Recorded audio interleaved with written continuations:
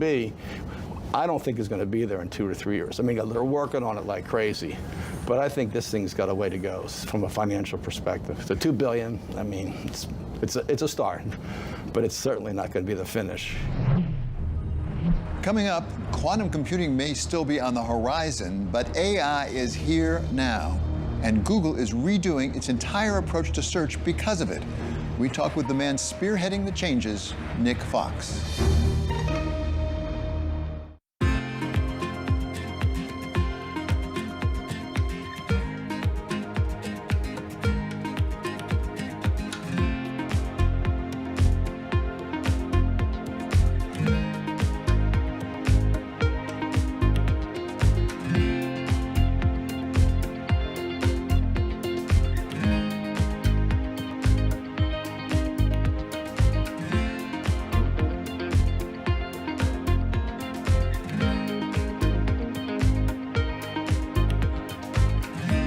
Everybody has a moment where they put into action all they've practiced, where they step up to a challenge and either succeed or fail.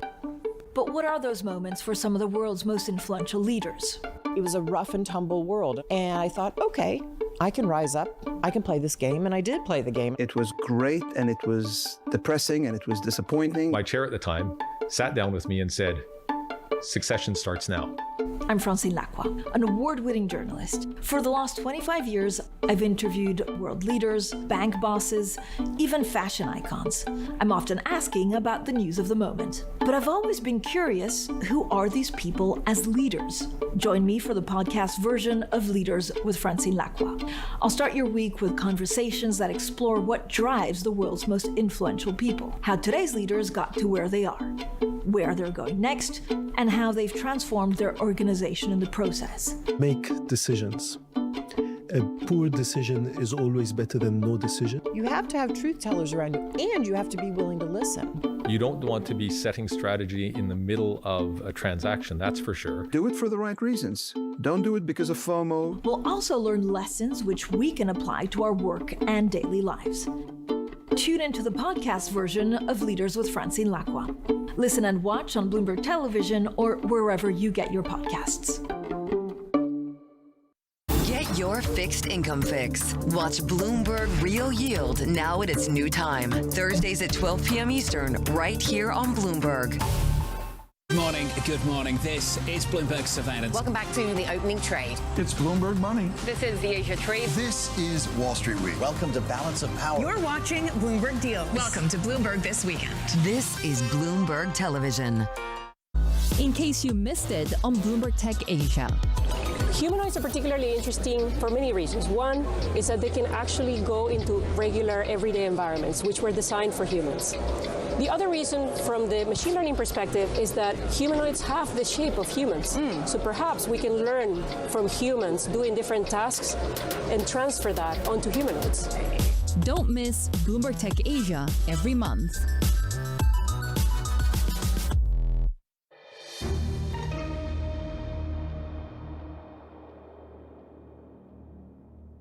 This is a story about anticipating your every want. Last week, we told you how AI is cutting into traffic for internet publishers and what that could mean for their business. But Google isn't standing still for all the challenges from chatbots. Last month, it announced the biggest changes to its search approach in over 20 years. Nick Fox is Google's Senior Vice President for Knowledge and Information and the man responsible for the changes. With your experience, rank order, which is probably unfair, this change with AI compared to other innovations you've done. Oh, I think number one for sure. For Google, that transformation includes AI-generated answers, conversational search, and new tools that can reason through complex questions, monitor information across the web, and even complete tasks on a user's behalf. How would you describe the change? Just to take a step back, AI is the best thing that's ever happened to search. And, a lot of people are questioning that. A lot of people are saying, hey, what does AI mean for search? And what we see, the vision of search is you should be able to ask whatever question is on your mind. And the way I think about that is we have probably thousands of questions that go through our head any given day. We ask maybe a few of them, maybe we ask 5 of them, maybe we ask 10 of them. Why do we not ask them all? Well, We don't know if there will be a helpful response to it. It might be hard to ask that question. So our big idea is you should be able to ask anything, and AI really supercharges that.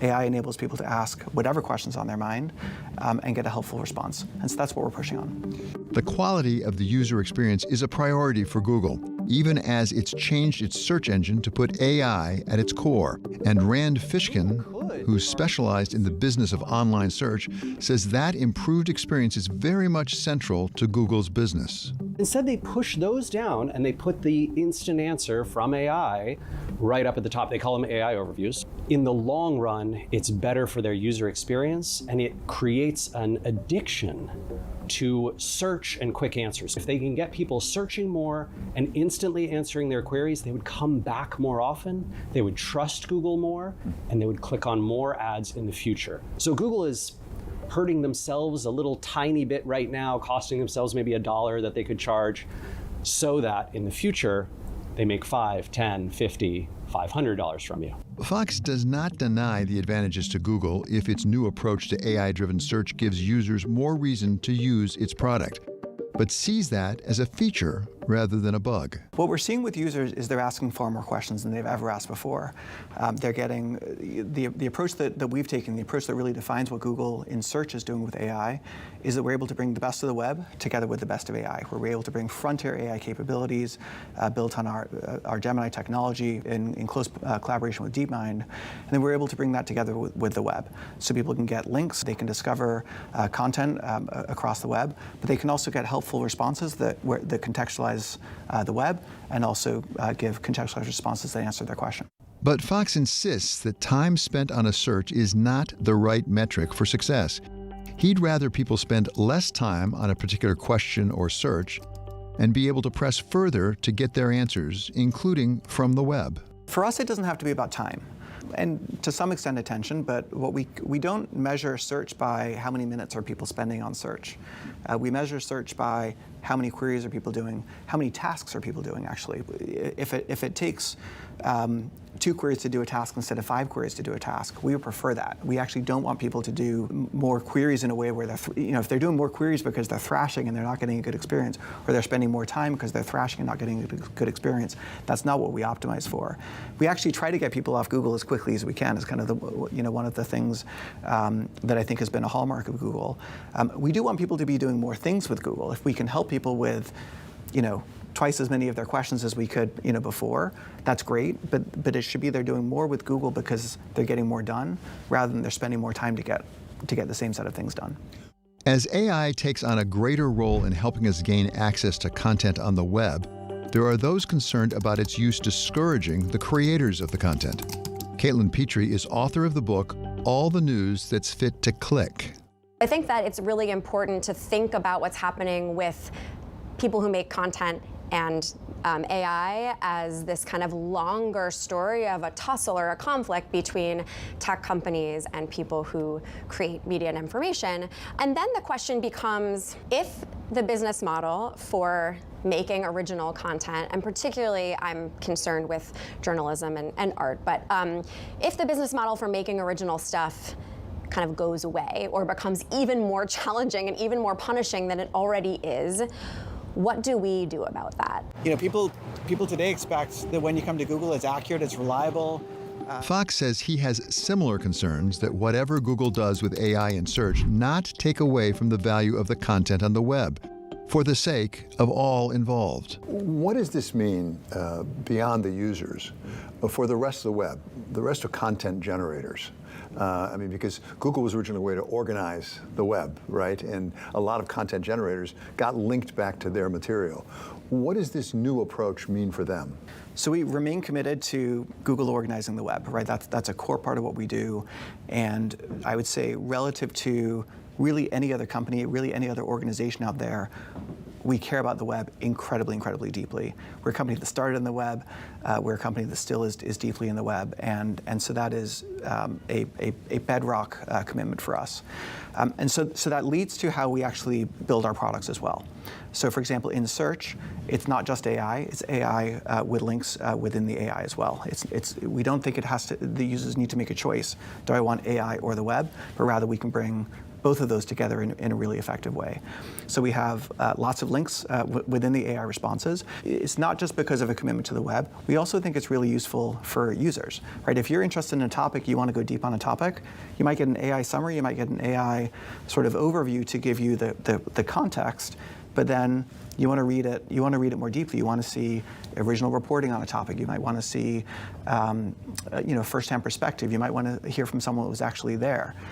You want to get that. You don't just want to hear from the AI, and so we're cognizant of that, and we design around that. People are searching more than ever. People are searching for topics they were never searching for before. That all creates opportunities for websites to get discovered that never would have before, right? If a user was never asking the question, the website never would have gotten traffic, never would have gotten a click. This is an expansionary moment, not just for search, but for the web overall. Accuracy and trust have long been the foundation of Google search.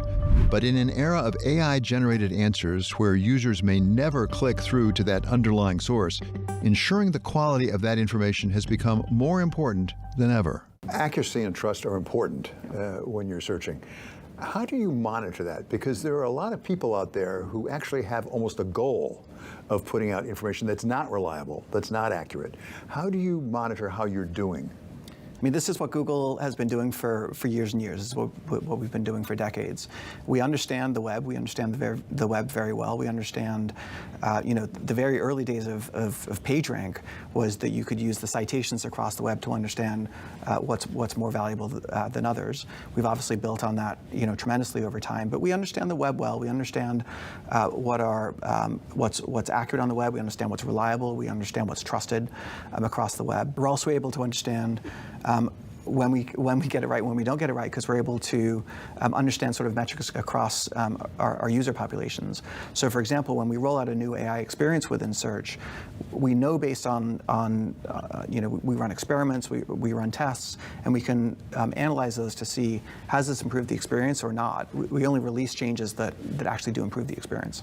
Are there some categories of information that you have to be particularly careful about? I mean, I'm mindful of the fact we're going to have elections in the United States coming up in November, and you can have a lot of people trying to use AI and the web to misinform, either political rivals or foreign governments. What do you do to protect against that? We are particularly careful on those types of questions. So if an election type of question, we're particularly careful, a finance type of question, a health kind of question. The way we approach that is in a few ways. Number one, if we don't think the accuracy of the information is high enough, we won't show an AI response in that kind of a case. So that's the first level of it. The second is we invest incredibly heavily here, and we focus particularly heavily in categories where the stakes are particularly high. And then the third piece is we're clear with users about what is AI generated, and we indicate AI can make mistakes, so that users can be cognizant of that as well. As AI reshapes how people find information online, it is also reshaping the competitive landscape. And while Google may dominate search today, the rise of AI has opened the door to a new wave of competitors. You come from a very strong position in search. I mean, you've become a verb in addition to a noun around the world. Do you have a comparative advantage against other AI companies in that you have search coming to AI rather than starting in AI? I think our advantage comes from deep expertise and a deep focus on innovation and continual reinvention. I think one of the maybe understated advantages that Google has is we've been through many disruptions before. We went through a mobile disruption. We arose, in the web disruption. There was Ajax technologies. There was voice. There's been sort of time after time disruptions. Each time it would be, is this the Google killer? And we have worked through those, and we have really a playbook of how to work through those, which is lean into the innovation, innovate through the disruption, with an excitement about what the technology can enable, and a promise to build a better product for users through it. And so I think that's a core advantage through any of these transformations is to rely on that playbook. You raise, I think, a really interesting point. I mean, was there any hesitation anywhere at Google to say, we're doing pretty well in search? Why do we need to disrupt ourselves on this? It's sort of a form of innovator's dilemma. Was there any sense of, we're doing pretty well, why rock the boat? Never. Because we've seen it before. And we understand that if you stand still, if you don't innovate for users, you'll become irrelevant. And that's so clear. We know that. We know that time and time again. And so we see a new technology come along, we jump on it. We invent the new technologies in most cases, but we see it, we jump on it, and we know that if we innovate for users, it will be expansionary. We know that our business will thrive through it. For Google, the choice was between disrupting its strong business in search or having someone else disrupt it. As AI yet again reshapes how information is discovered and consumed, the question will be, as it always is, whether this new innovation gives people what they want and need. We're seeing that users are loving it, and the best sign that we see is that queries are growing. Up next, the Men's World Cup has returned to the shores of North America for the first time since 1994. It's bigger and longer and higher profile than ever, but can the fans afford it?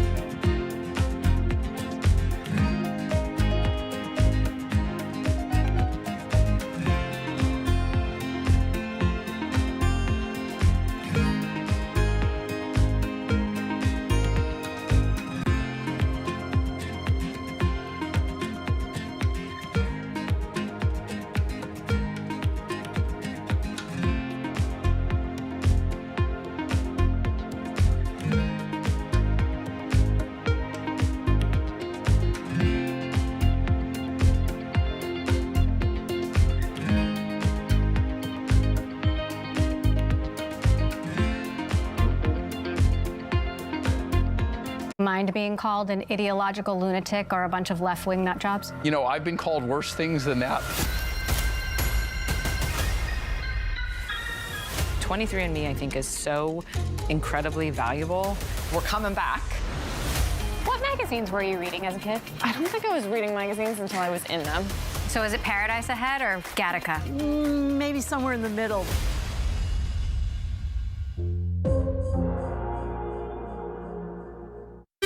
Bringing you the latest geopolitical news whenever and wherever it happens. I'm David Gura on the Salar de Uyuni in Bolivia, and this is Bloomberg.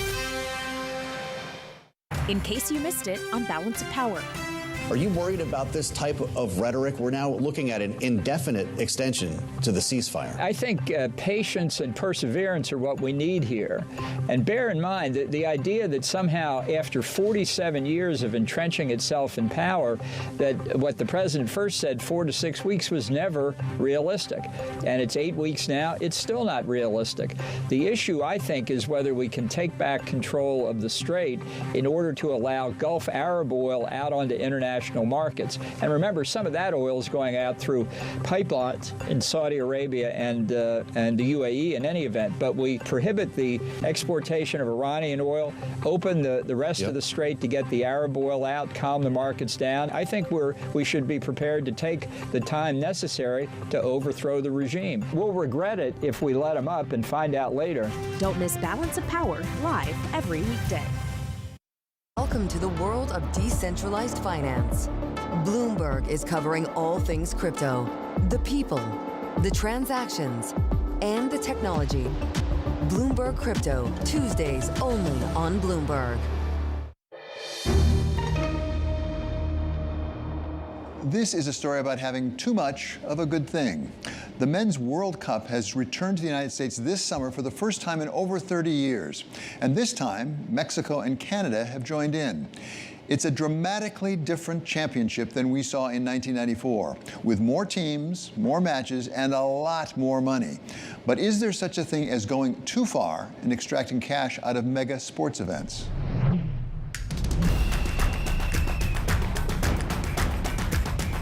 Manchester local Andy Milne arrived in Miami ready to cheer on England. I can't wait for that first match. When the national anthem strikes up, and I know that kickoff is 2 minutes away, and it's England against Croatia, and our World Cup is going to start, There's nothing like that feeling in the world. After attending his first football, or soccer in America, World Cup in 1982, this will be his 10th, and easily the most expensive. And this is me with the lads at university with my England shirt on, eager and ready to go over there and watch the finals. So expensive, he wrote a book to help fund the trip. So in 1982, obviously a completely different era. Prices were cheap and you didn't have to get your tickets in advance. You could queue for tickets outside the stadium. So for the final itself, I queued for 3 days, which maybe sounds like a terribly boring thing to do, but it's actually great fun. And then eventually I got my ticket, and the ticket came to a princely sum of 800 pesetas, which was equivalent to £4.15. I guess around about $5 US. It's changed a bit now. It sure has. A recent Economist report found that tickets for this year's World Cup dwarf previous versions of the event. The list price for the final match is much higher than that of other marquee sports fixtures, including the Super Bowl. And that's the list price. On FIFA's official resale platform, tickets for the final are going for far beyond face value, with the organizer taking a 30% cut. 6 billion people all over the world will watch the World Cup. It's little wonder that FIFA head Gianni Infantino expects overall revenue to break the record, reaching over $11 billion, leading some to question when enough is enough. I guess my advice to Gianni Infantino, well, just make it 7 or 8 billion and put a few billion back to make this what it should be, which is a very accessible and inclusive World Cup. Peter Moore is the former CEO of Liverpool Football Club and is now part of the ownership group of football teams in California and Poland. This World Cup, it feels a little different, to say the least, because I don't think it's accessible. This is the world's game. This should be a platform for everybody that loves the game all around the world to be able to come, to afford to come, as they've done in all of the previous World Cups, and I've been fortunate to attend 6 World Cups. But we've got the issues of dynamic pricing, the secondary market, and basically I think FIFA has decided that this World Cup is where they're going to make a stated $11 billion and make this a very exclusive World Cup rather than what it should be, which is an incredibly inclusive World Cup. The idea of leaving a few $1 billion in potential revenue on the table might not be a sound strategy for most businesses. But Moore says sports are different. Football has changed since I first went to Anfield with my dad in 1959. It's a very different economy. In those days, it was here's 5 shillings through the turnstile and in you go and you stand on the terraces. Now it's a multi-$100 billion business worldwide, and I get that. But you've got to balance out the fact that the people that made this game, the world's game, is the average Jack and Jill on the street, and it's not the corporate hospitality. And what we love about the game, what we love about World Cups is the passion that comes from the stands. So it's not just filling stadiums with people, it's the right people. And by that, the average football fan who will have a trip of a lifetime to the United States, Canada, and Mexico, and you need to respect the fact that they've got this dream to do it. But right now, I worry very much that there are hundreds of thousands, if not millions, of tickets in the wrong hands. And by I say the wrong hands, it's people who are speculators, type scalpers that are looking, they see these tickets as a fungible asset that they can make money on rather than the precious seat at the world's game. It's a bigger issue for football in general, is that it's becoming more expensive. You've got an older fan who maybe has had that season ticket for 30, 40 years. It's the issue of how do you maintain the ability for multi-generational support. My granddad was a Liverpool fan, my dad was a Liverpool fan, I'm obviously a Liverpool fan, but more and more people are somewhat being priced out, and the energy in the stadium for, bluntly, an older demographic, if you will, rather than the younger demographic that I grew up with, is starting to dwindle. And so you've got to find ways of allowing people that bring the energy, the passion, the excitement, the singing back in there and can afford to do so. It's not just the so-called beautiful game either. Sports team valuations are soaring, and investors are seeing opportunities in a wide range of sports, from basketball to cricket, from baseball to pickleball. Kathy Carter has spent her career in commercial roles in sports, from the 1994 FIFA World Cup until recently as the former CEO of the LA 2028 Olympics. We obviously all know that we've seen a massive disruption in media in our country and quite frankly across the globe. And so, you have different ways and micro communities that actually follow different either sports teams or communities that are developed around whatever the content might be. And I'd say that has both complicated and also given opportunity to the World Cup, to what is actually happening this summer. But it does mean that there are so many ways that companies or fans can engage with the game and creates what you might say is this groundswell of commercial support for the event. And in some cases, so much more money that's at stake, both in terms of media rights. Obviously, we can talk about the ticketing, sponsorship, merchandise. I mean, we're at a scale that is very different. In 1994, we were introducing the game. And now I would say that from a World Cup standpoint, FIFA is really saying, how do we now maximize the opportunity so we can take dollars and redistribute those dollars around the world? You mentioned several revenue sources: ticket sales, media rights, merchandising, corporate sponsorships. Have they grown together, or have some become larger than others? Well, listen, I'd say media rights is historically the major or the number one revenue source. In this particular World Cup, given the number of tickets and certainly the pricing on the games, and that is going to break all records. I would say that the FIFA World Cup final, there's no question in my mind that will become the largest gate in the history of any sort of event that's ever been produced, just by virtue of the premium opportunities and the overall ticket pricing, et cetera. While many fans will gripe about the cost of tickets to attend matches, Carter says the money made can go towards making the sport bigger and, yes, better in the long run. We're a capitalist economy, and we subscribe to the adage of supply and demand.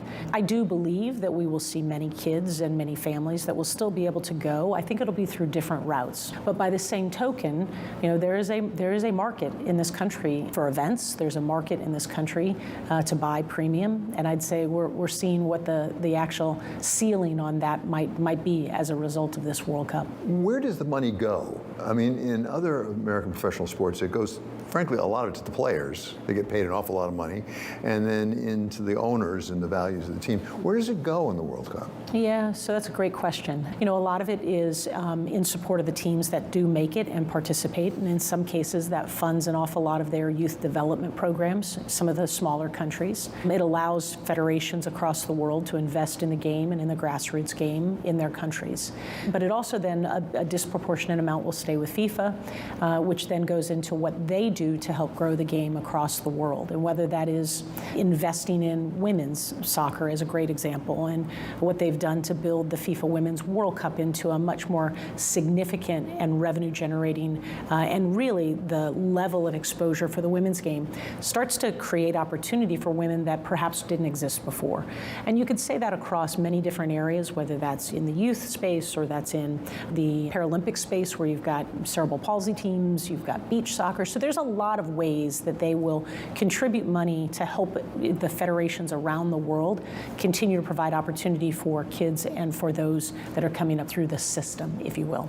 Both Carter and Moore agree to keep up in the world of sports, like in business, you need to be strong commercially, but you also need to keep the next generation engaged. And although there may be a market for the high-priced tickets in the United States, Moore worries that the pricing might tarnish the World Cup's legacy and damage future tournaments. When the stadiums become soulless, where there's no real atmosphere, where it becomes I'm going to an event that I want to go to because it seems like fun, rather than this is my team, this was my dad's team, this was my granddad's team, I live and die for this team, they mean everything to me, my mood, my personality is based on whether we win or lose. Those fans are being priced out, and that is a long-term price to pay that sports will have to deal with in the future if these pricing structures stay the same.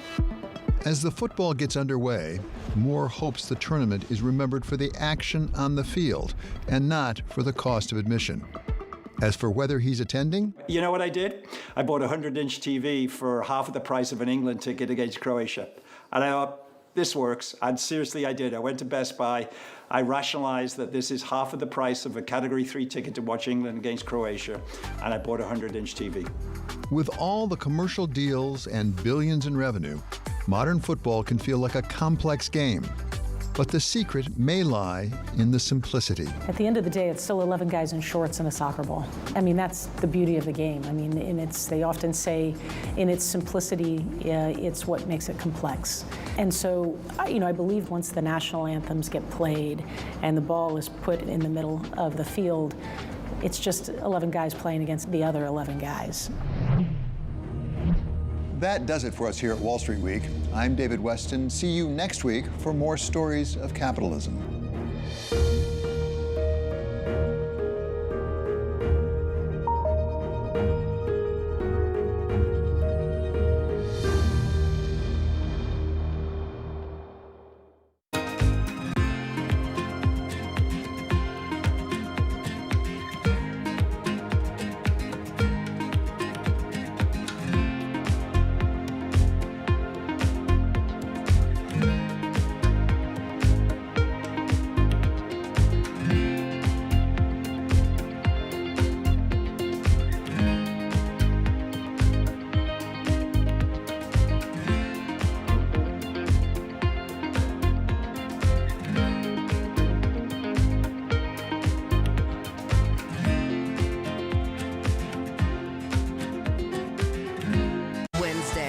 The Fed decides. America's future will truly be unlimited with Kevin at the helm. To fulfill this mission, I will lead a reform-oriented Federal Reserve. If the Fed chair chooses not to speak, you're basically outsourcing forward guidance to everyone else. Trust Bloomberg to bring you the fastest coverage and exclusive analysis. What is the worst Fed's response mechanism to inflation? And what does it mean for the dynamics of the American fixed income market? Tune in to Bloomberg Surveillance. The Fed decides, starting at 1:30 p.m. Eastern. In case you missed it, on the China Show. We're just over an hour away from that Trump-Xi meeting. Outside the Forbidden City is our chief North Asia correspondent, Stephen Engel. So much is in store in a very short amount of time. Obviously, he's going to only really have about 36 hours. Overwhelming coverage of the Trump-Xi summit. I believe he is waiting. There he is in the blue suit. President Xi Jinping is waiting for Donald Trump, of course, to step out. There he is, there, walking towards Xi Jinping. It's 36 hours. That's really not that long of time for the president here in Beijing. The two men. This is quite historic, Dave. So definitely a warm welcome. Obviously, the real negotiation is going to begin now. Definitely, the president has brought the A team there. I mean, that's an all-star lineup, and it's very impressive. I think you guys did the math there on $30 trillion worth of market cap. Don't miss the China Show live every weekday. Making money isn't about drowning in emotions. It's about understanding what's actually happening. Markets are the best way to glean signal from noise, and that is what we try to do every morning. This is Bloomberg Surveillance. At 9:30 a.m., the market tells you what it's really thinking. We beat the drum to the opening bell. With deep analysis of the forces driving the price action. Focusing investors on what really matters. Where the money flows, which markets are changing. Conversations with players shaping the narrative. Innovative growth companies gravitate to NASDAQ. It's not just like, let's buy the Mag 7 or AI. That's a really compelling story. This is where your trading day begins. And this is open interest. Only on Bloomberg.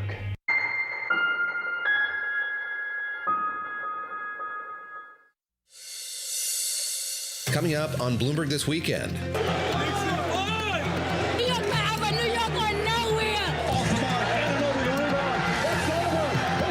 That is what the end of a 53-year drought sounds like.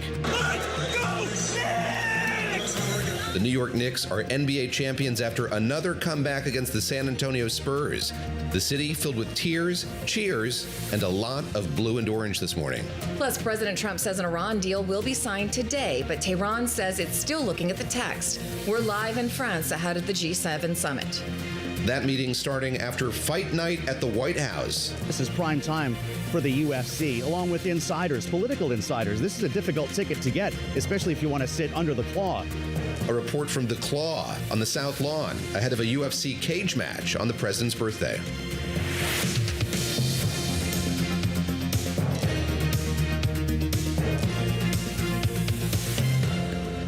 Welcome to Bloomberg This Weekend. We are coming to you live from Bloomberg's world headquarters in New York. I'm Christina Ruffini. I'm David Gura, alongside Lisa Mateo. There are streamers, balloons, oranges. Very good at this. Enjoy the addition of oranges. We were on with short notice. We needed some orange, so we got actual oranges from the pantry upstairs. Applaud the plug. June 14th, welcome to our listeners, our viewers across all Bloomberg platforms on radio.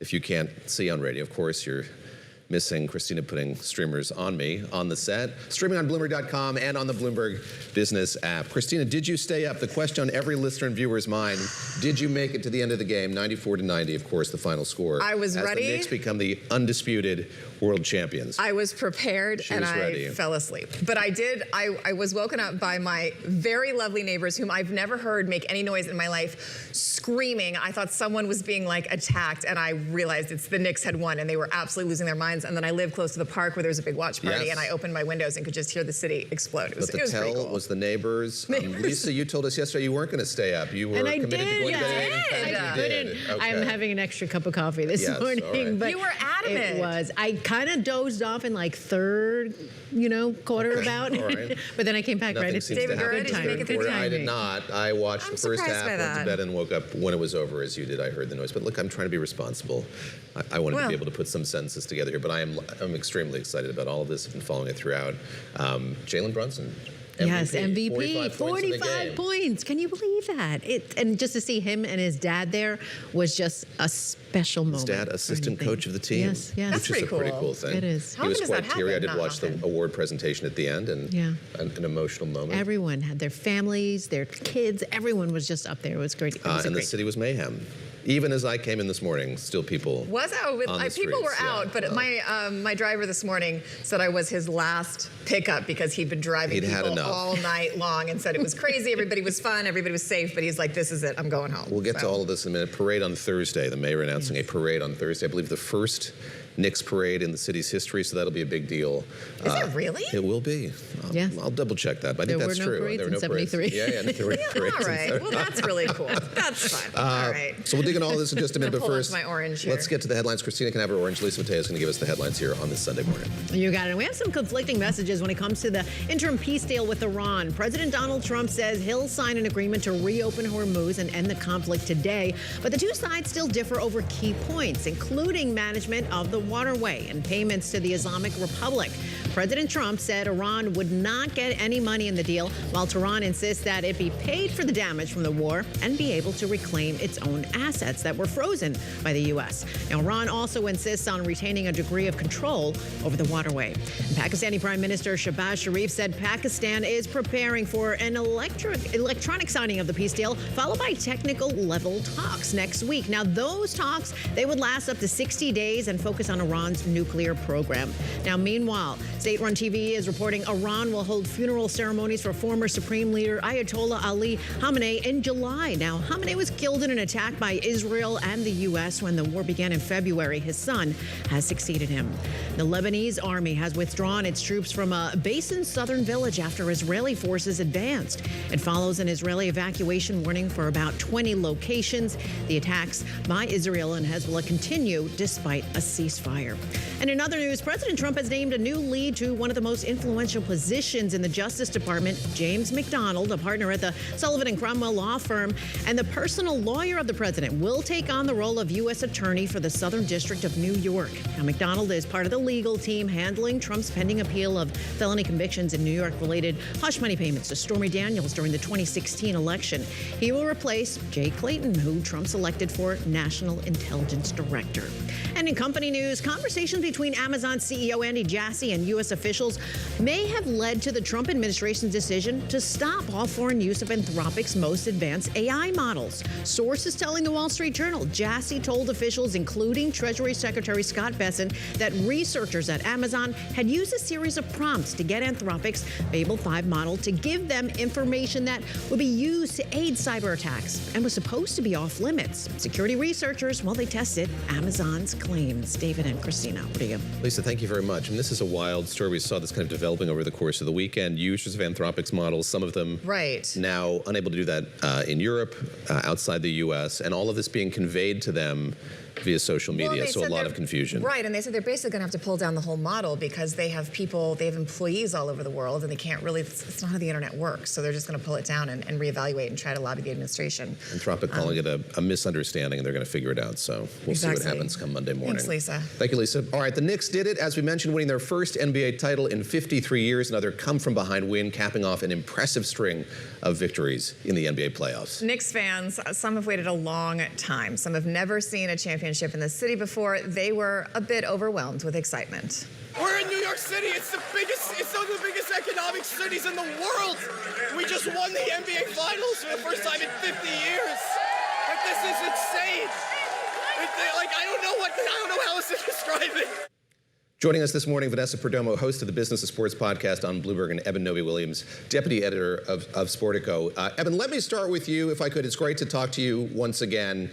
I'd love for you to put this in context. Christina mentioning the kind of historical import of this just a moment ago. This was a team that had an okay regular season. We heard the players last night at that trophy presentation talking about how they were seeded going into these playoffs. This wasn't something that was kind of preordained going into them, was it?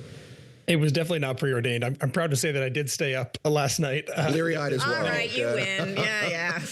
Not many things that have made me regret leaving New York City more than last night, for sure, just looking at the celebrations out there.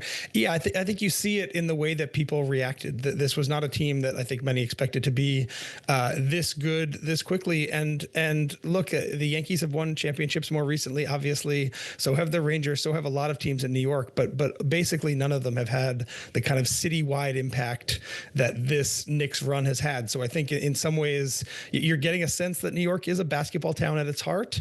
And I think you're also getting a sense that 53 years for one of the most valuable basketball teams in the world, one of the most valuable sports brands in the world, is a really long drought for fans to have to wait between championships.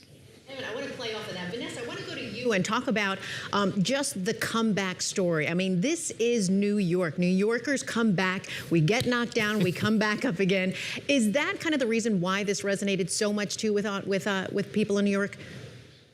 I think it's definitely one of the reasons that everyone in New York kind of got behind this team in such a big, big way. I think when you look at the wins, when you look at the come behind victories, I think it's one of the reasons why actually a lot of people outside of New York, became on the Knicks side throughout this tournament and throughout the finals, throughout the playoffs, because of the way that they were able to grind out these wins. I think it was a perfect representation of New York. And I think that everyone in New York, was able to get behind the team. I think, like Eben was saying, we've seen other championships recently, but the thing with the Knicks is a lot of people in the city, this is their team. We really have one team, one basketball team. The Nets are obviously in Brooklyn, but they're sort of new. So I think that this, for the city of New York, was everyone was behind this one team, and they really, really, truly represented the city in a way we haven't really seen in a long time. It's been really interesting to walk around. I'm new to the city, and just to see people, no matter where you go, this is what they've been talking about it, and just across socioeconomic levels, cultures, language barriers, people understand Go Knicks. It's been awesome. You bought a jersey for your dog. I did buy a jersey for my dog. I don't know that we have yet on there. I'm fully bandwagoning, but it was cute, and I wanted, right? I should have brought him on set. Anyway, all right, Evan, I do want to ask you. I went to school in Texas. My roommate was a huge Spurs fan. I imagine they are not feeling great today. It kind of seemed a bit of a fait accompli after going down 3-1. Did they have a chance to come back? And then you saw Victor Wembanyama talking about this was, I think he said, is the biggest learning moment of his life. He's only 22. What's next for him? Yeah, I mean, I think in some ways this is a little ahead of schedule for the Spurs. They had one of the youngest teams in the NBA, and they beat the Thunder, who a lot of people thought were going to kind of cruise their way to the NBA title. This was a dream matchup for the NBA to get the Knicks on one side, a 53-year title drought in the biggest city in the country, and then on the other side, get to showcase a young 22-year-old superstar who is going to be the face of this league, one of the faces of this league for the next decade plus. I think both of those things work out well. I think if you're the Spurs, you learn a lot from this. It was clear that some of these players were early in their career. I think even if you're not a basketball fan, I think you saw that towards the end of these games in this past week. But I think if you're ahead of schedule for the Spurs, you still have one of the most dominant and freakish athletes maybe the NBA has ever seen. And getting these reps when he's 22 probably makes him better when he's 24 or 25. You forget how young these players are. Oh, sorry, I didn't mean to stop you. You forget how young these players are because we've seen them for years and they just read so much older, especially when they're in these press conferences. But like 22, come on. And Victor, we've been hearing about for it feels like for a decade almost, right? Because he's been a prospect for so long. But yeah, it does highlight how much more basketball we're going to see him play over the next 10, 15 years. Vanessa, let me come back to you. You mentioned the Nets. I live close to the Barclays Center. This is kind of like the sad side story here. The fact that this win, I think, has coalesced a lot of New York around the Knicks. And I sort of wonder where it leaves the Nets, who have been, I don't want to say suffering, but really having a bad run of it here in recent seasons. You know, the thing about the Nets is, like I mentioned, they're decently new to New York City. You know, they came within, the last 14 years. They're not new to the NBA. They came with a lot of, history in New Jersey. But the thing is, they kind of left that history behind, actually, in the way that they marketed the team. So they don't have as many natural New York fans as they would probably like. And they have had a hard recent years when they did have, these generational players, Kyrie Irving, Kevin Durant, James Harden. They had a few years ago, and it didn't pan out for them really at all. What truly probably one of the worst outcomes you could probably have with players like that. Mm-hmm. They're behind. And I don't know if it really is a story. You don't need to compare them necessarily. They are obviously in the same city, so people will do. But this is really about the Knicks' victory. I think that the Nets, they will prevail. But I think the good thing for the Nets owners, Joe and Clara Usai, is that they had a winner in the New York Liberty not that long ago. Evan, I want to go to you about the future of the team. I mean, Jalen Brunson, MVP, a great leader for the team. So many of them came together like a big family. You heard James Dolan talking about them, saying, we're going to bring another championship back. It's not going to be the last one. You won't have to wait that long. What does the future of the team look like? I know trades are part of the game. Yeah, I mean, I think that if you keep this core together, I think the future is probably very bright. As we said at the beginning of the show, this was not a roster that at the beginning of the playoffs, everyone said, oh, this is going to be a championship roster. So I think you have the ability to bring pieces in. It's New York, it's Madison Square Garden. All of the kind of aura around this team will make it easier to bring other players in.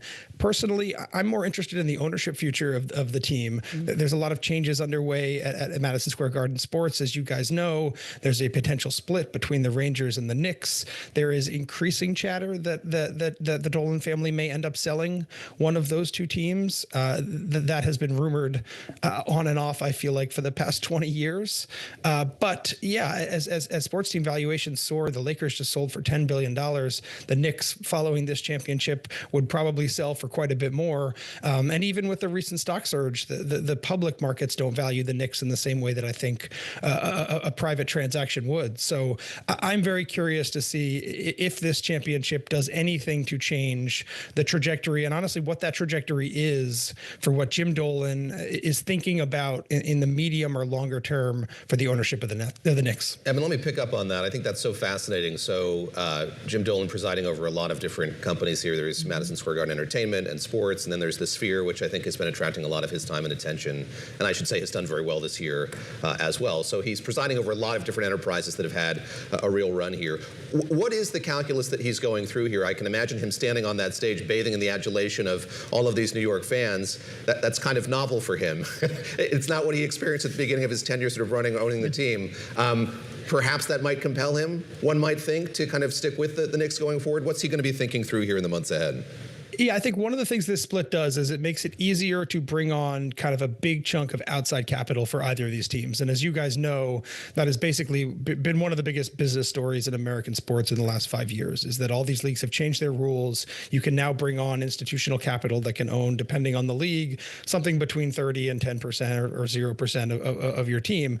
And what we've seen in a few other times is that you start down that road and you start looking at valuation and you start talking to people, owners, institutions, and then you think, oh, you know what? Like, what would it look like if we sold this whole thing? And then suddenly a small transaction turns into a much bigger one. So I think on its face, I think he's trying to keep his options open. But again, as these team valuations soar, it doesn't seem impossible to me to think that at some point, and maybe at some point soon, Jim decides to sell one of these teams. I have no clue which one that would be. I think you could make an argument for one or the other. The Knicks are certainly more valuable than the Rangers. I think some people might say the Rangers are more undervalued than the Knicks are in terms of the markets. But the constant kind of changing around of what MSG and its sister companies and parent companies, the constant stock splits, et cetera, I think have gotten us to a point now where 10 years ago, it would have been very hard to sell the Knicks. And once this stock split, if it does happen and the Knicks basically become a separate publicly traded company, it becomes way easier to sell the Knicks. And that's not lost on me.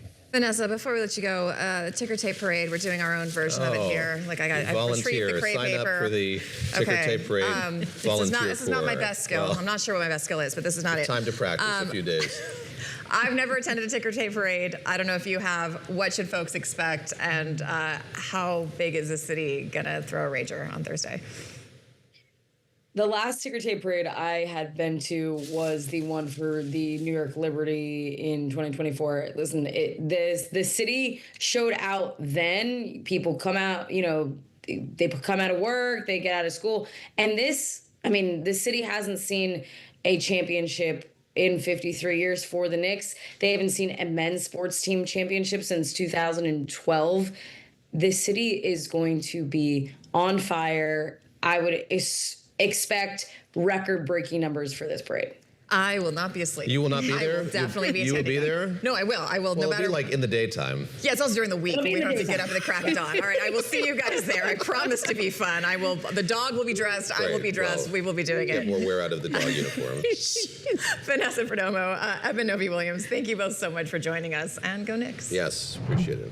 Well, President Donald Trump wants a peace agreement with Iran signed today, which happens to be his 80th birthday, posting that, quote, immediately after it's signed, the Hormuz Strait will be open to all.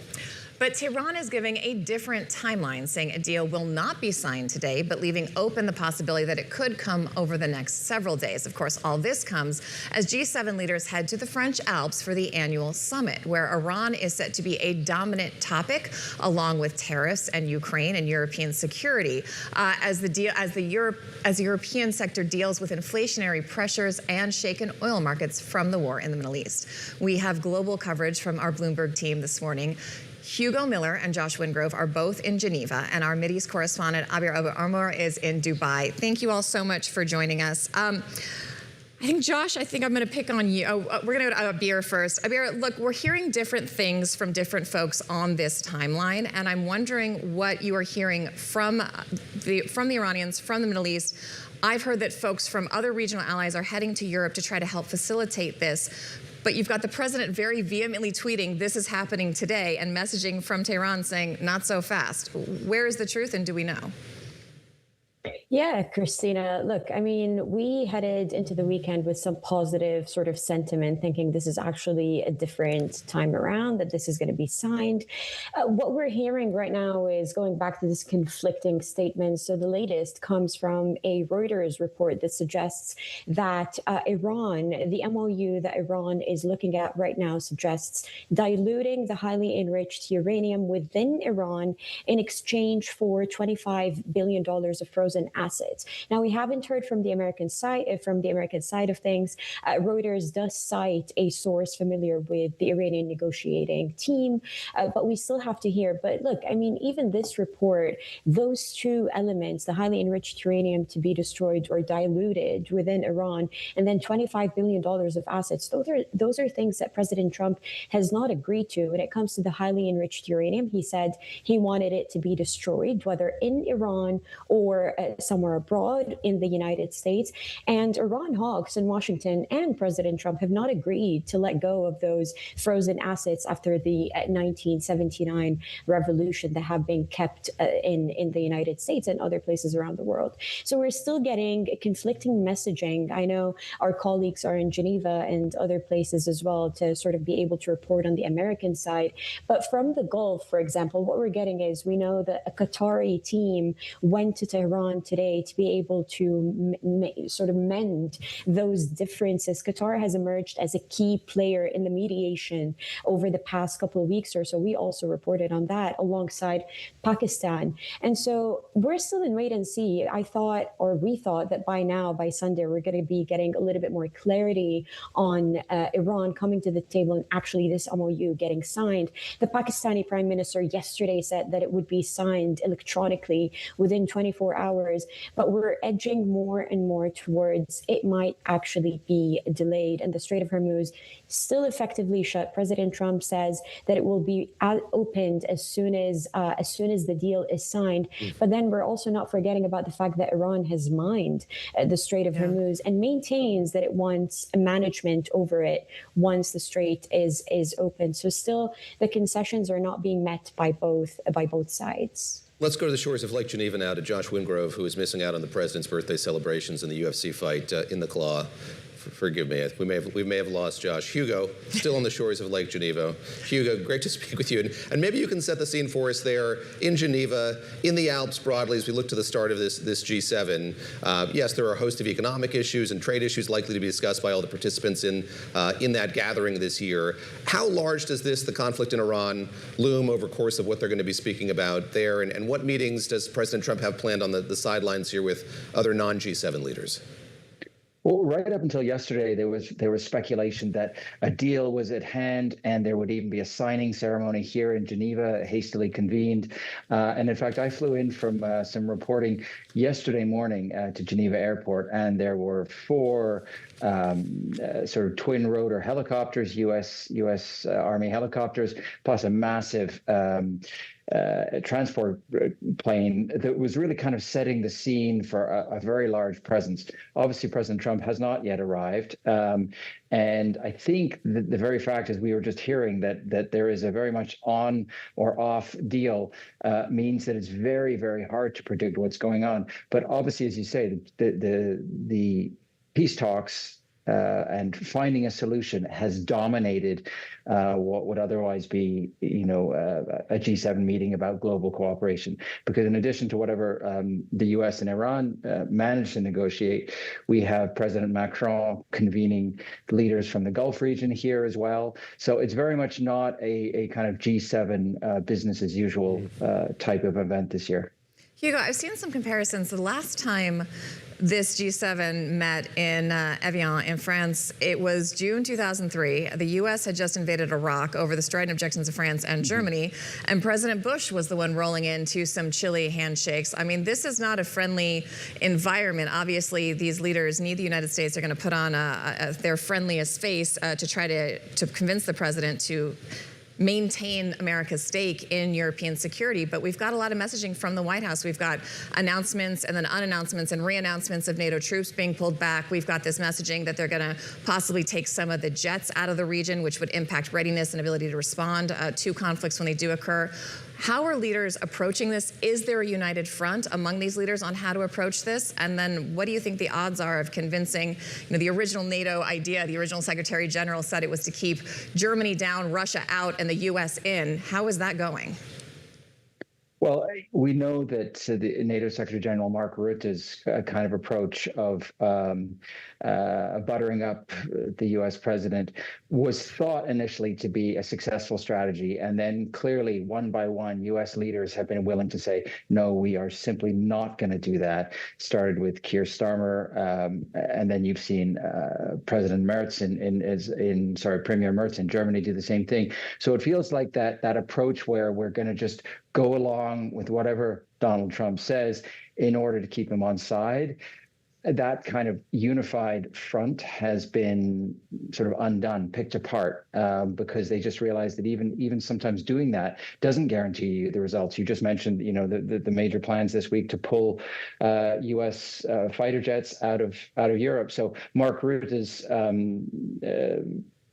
sycophantic approach, dare I say, maybe appeasement, one of those, yeah. One of those words, the A word, it has not worked. And so I think you're going to see a rather, obviously we're not going to be right in that room, but you're going to see a less than united front. And so it'll be the mood music, and it will be whether they can manage to achieve any kind of agreement on a communique coming out of the meeting that will clearly be parsed very closely by those looking for signs that friendly coalition or sort of mutual willingness to work together has really fallen apart definitively. Here in the U.S., the president's distaste for the JCPOA is pretty evident, pretty palpable, and he tweeted about that yesterday, that this deal is not that. That was a smooth, beautiful road to a nuclear weapon, to paraphrase him. His deal, whatever that may be, is not. I'm curious how large the historical resonance is at this moment, how much leaders throughout the Middle East are talking about getting back to something like the JCPOA. Is it something that they're trying to avoid as assiduously as President Trump is?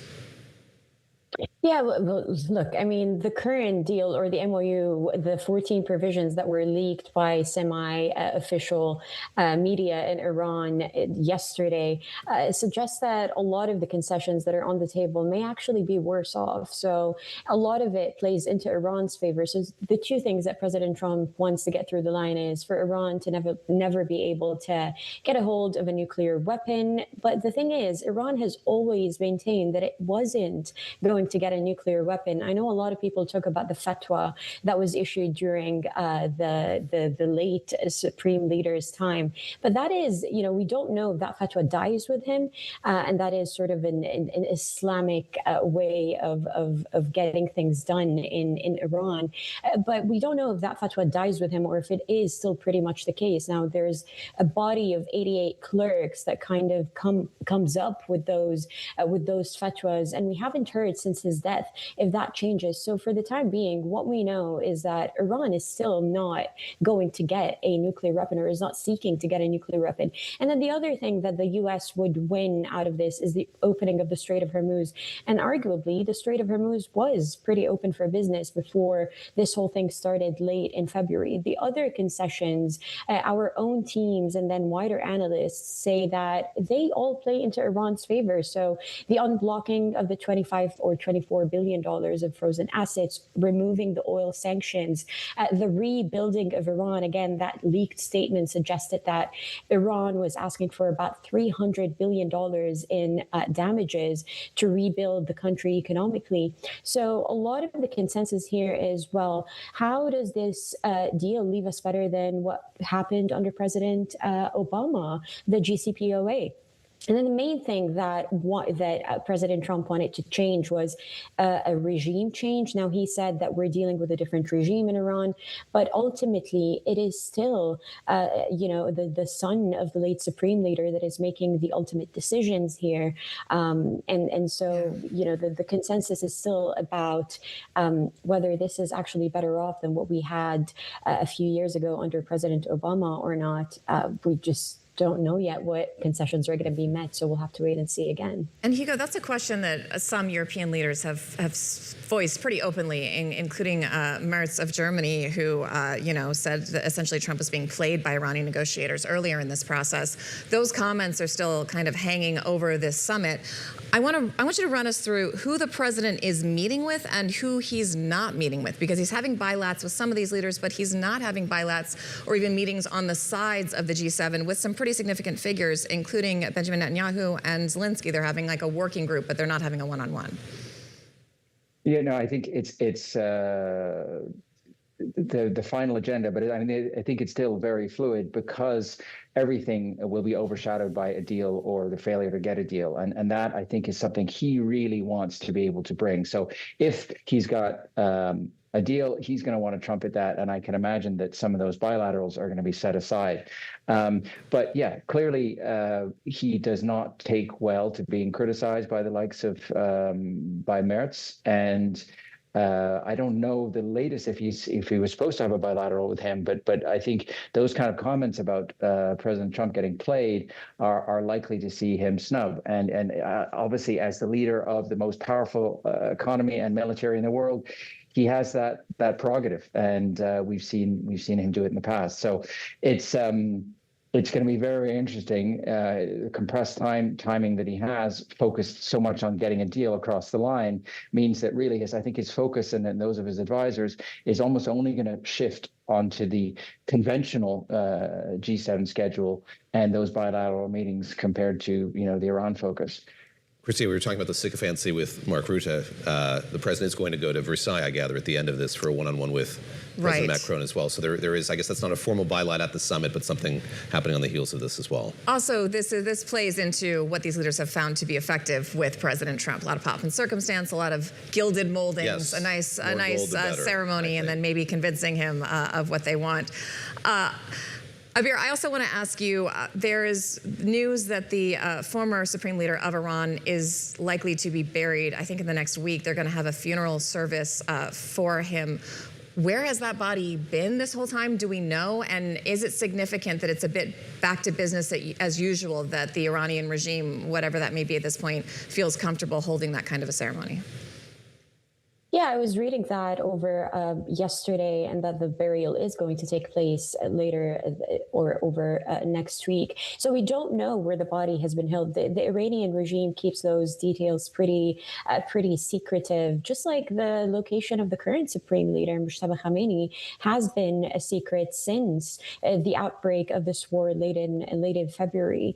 And so, look, we don't know the details. We know that previously burials or funerals held for such leaders have brought in millions of people. We don't know how that's going to take shape under the current circumstances in Iran. But yeah, that is essentially what the Iranian regime had said, what it had suggested, that it will just happen next week at some point. Not further details, I'm afraid, Christina.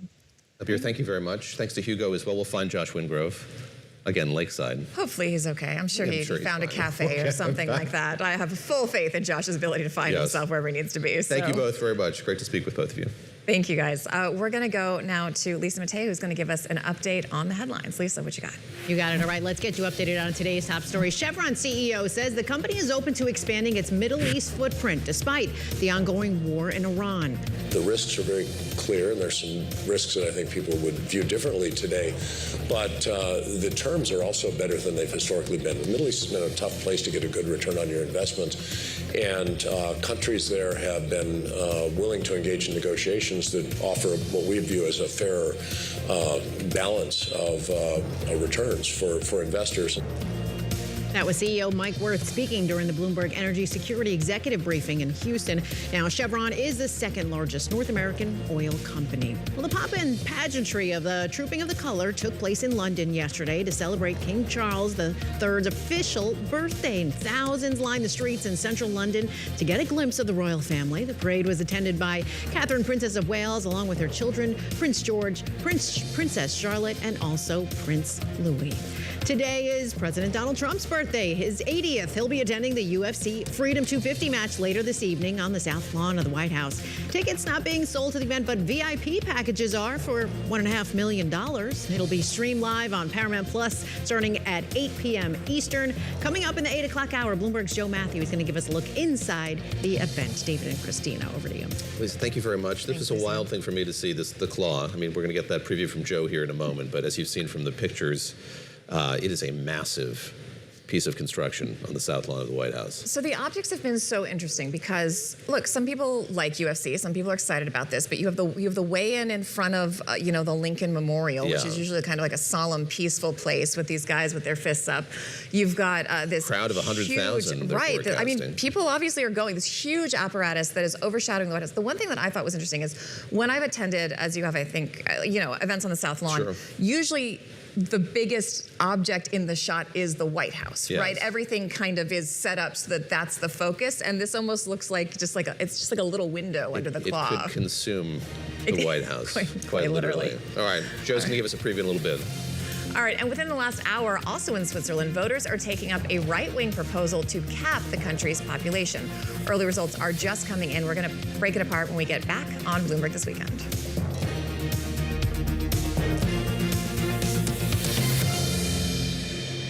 From the world of politics to the world of business, Joe Matthew and Kaylee Lines deliver news, insight, and analysis live 2 times a day, every trading day. Balance of Power at 1 and 5 Eastern, only on Bloomberg.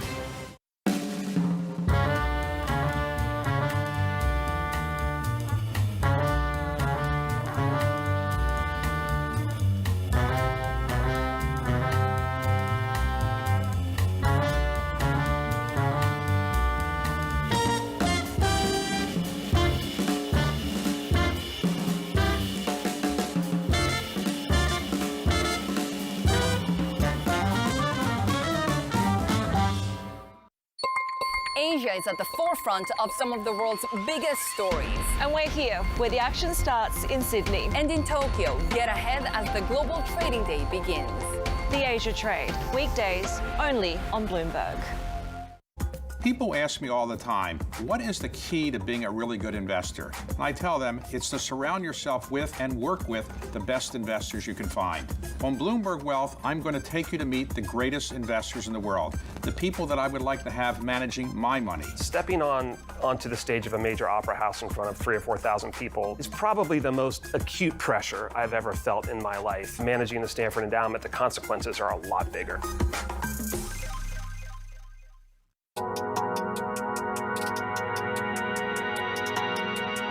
As an exchange, what can you do to make it more attractive to be a publicly traded company? Talk to our customers. We spend a lot of time with our listed companies, listening to their concerns, and then act as an advocacy group for those companies to allow a company to tell their story in the most efficient way possible and reward them for the good disclosures that they are making in the market. Is there any sort of financial innovation that you could drive to get more companies to list? Tokenization has come up. Well, we did announce our tokenization initiative earlier this year. We already built the technology, we've already done a variety of proof of concepts. It allows for instantaneous settlement 24/7, but it is going to be a platform that runs in parallel to our more traditional exchanges.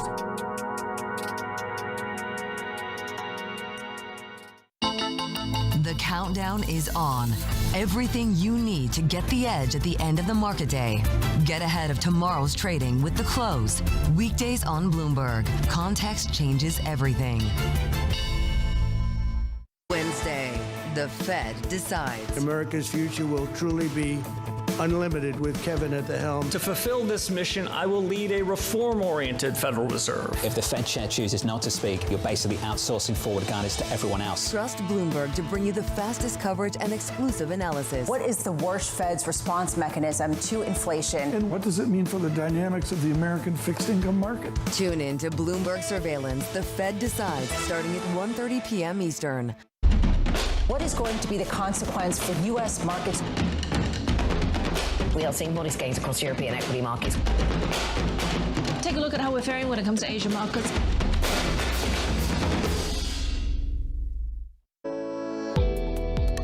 Anything we do in Africa is going to be more risky than the U.S.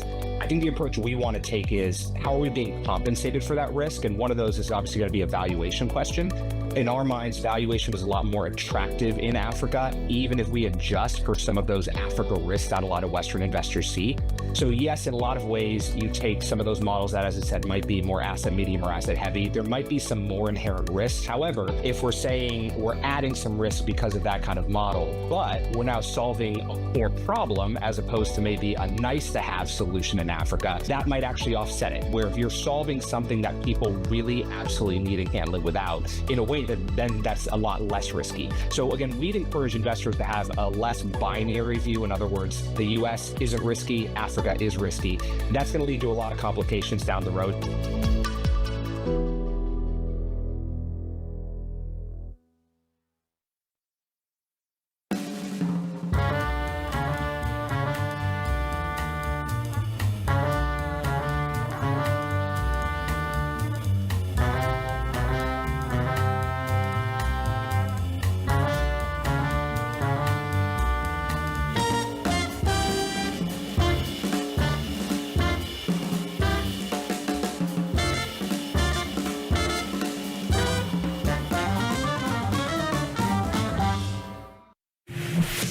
Thanks for joining us live on Bloomberg This Weekend. I'm Lisa Mateo. Let's get you up to date on today's top stories. And Knicks fans, they are celebrating a title more than 5 decades in the making. Yo, this is so many years. Everybody was waiting for this. The city is ready. The city was here. We outside.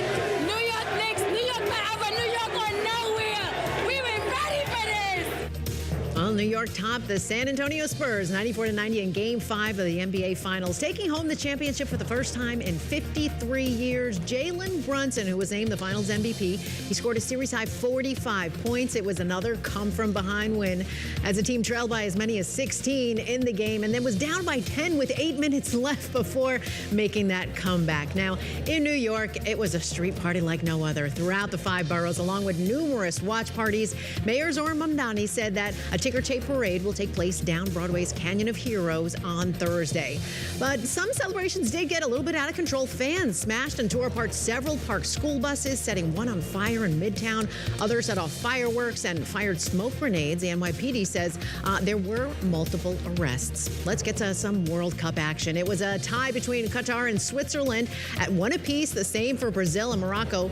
Scotland, they topped Haiti 1-0, and Australia beat Turkey 2-0. Today, we have Germany taking on Curacao. The Netherlands battled Japan. Ivory Coast, they play Ecuador. And Sweden, they face Tunisia. David and Christina, a lot of action. A lot today. of action. Yeah. It was a late game last night. There was the Knicks game and then this World Cup game featuring Australia. It was too late. It started like 11. It was I was looking at the scores and I was like, wait, it was played already? In Vancouver. I think it was in Vancouver, which is not happy for me. No. We love all the sports balls, but that's too late. Too late. Right, too late. Lisa, thank you very much. Some breaking news here. It looks like Switzerland has voted against capping the country's population at 10 million. The Swiss Broadcasting Corporation projects 55% of Swiss voters will reject that population cap. Joining us now to discuss is Bloomberg's economy and government reporter in Switzerland, Bastian Benrith-Wright. Thank you so much for joining us. This was struck down, but it was pretty close. I mean, 55-45, that's not a blowout. Why was this getting traction with voters? And can you talk to us about the two camps and what they were arguing on this issue? Yeah, so this is by far not the first campaign to limit Switzerland's immigration. Switzerland is a very attractive place. We have high immigration every year because the companies we have big companies here. Nestle is here, Roche is here, Novartis, UBS. They are just drawing a lot of people to fill their workforce, and therefore the immigration is high. And right-wing forces have for decades campaigned to cap the immigration and to cap the population, arguing that the country just doesn't have enough space for all the newcomers, is in a way their newest way to approach to medium voters, middle voters. And they ran into staunch resistance from the companies, which I mentioned, who said this would cut the country off from vital immigration to fill workforces. And it looks like Swiss voters have voted with their heads and not their guts. Switzerland really dodged a bullet here because also a lot of economists said, guys, this is not going to work. So yeah, it looks like it looks good for the Swiss economy. Talk a bit about the genesis of this. So the kind of right-wing Swiss People's Party was what was the main proponent of all of this. Where did it come from, and why at this moment was it, I don't want to say overwhelmingly resonant, because of course it wasn't, but it did get traction, and why is that the case broadly? Well, Switzerland is kind of a special case because Switzerland is an island in a way in the middle of Europe. It never has joined the European Union and even the United Nations, only in 2002. So sovereignty, particularly sovereignty over the borders, is really a thing which resonates here. As I said, we have decades of campaigns from right-wing forces arguing that like Switzerland needs to retain its control and so on. So it's really something which resonates with the population here to say this.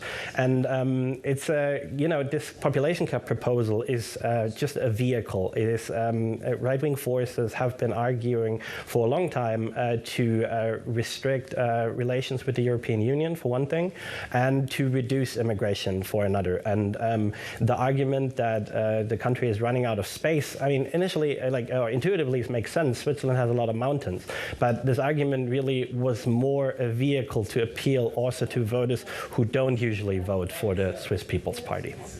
It's an interesting breakdown because a lot of the places in Europe, I think about the UK, where you're getting pushback on immigration. It's a lot of illegal, what is referred to as illegal immigration, migrants, things like that are the flashpoint. But in Switzerland, we've got these numbers from the New York Times.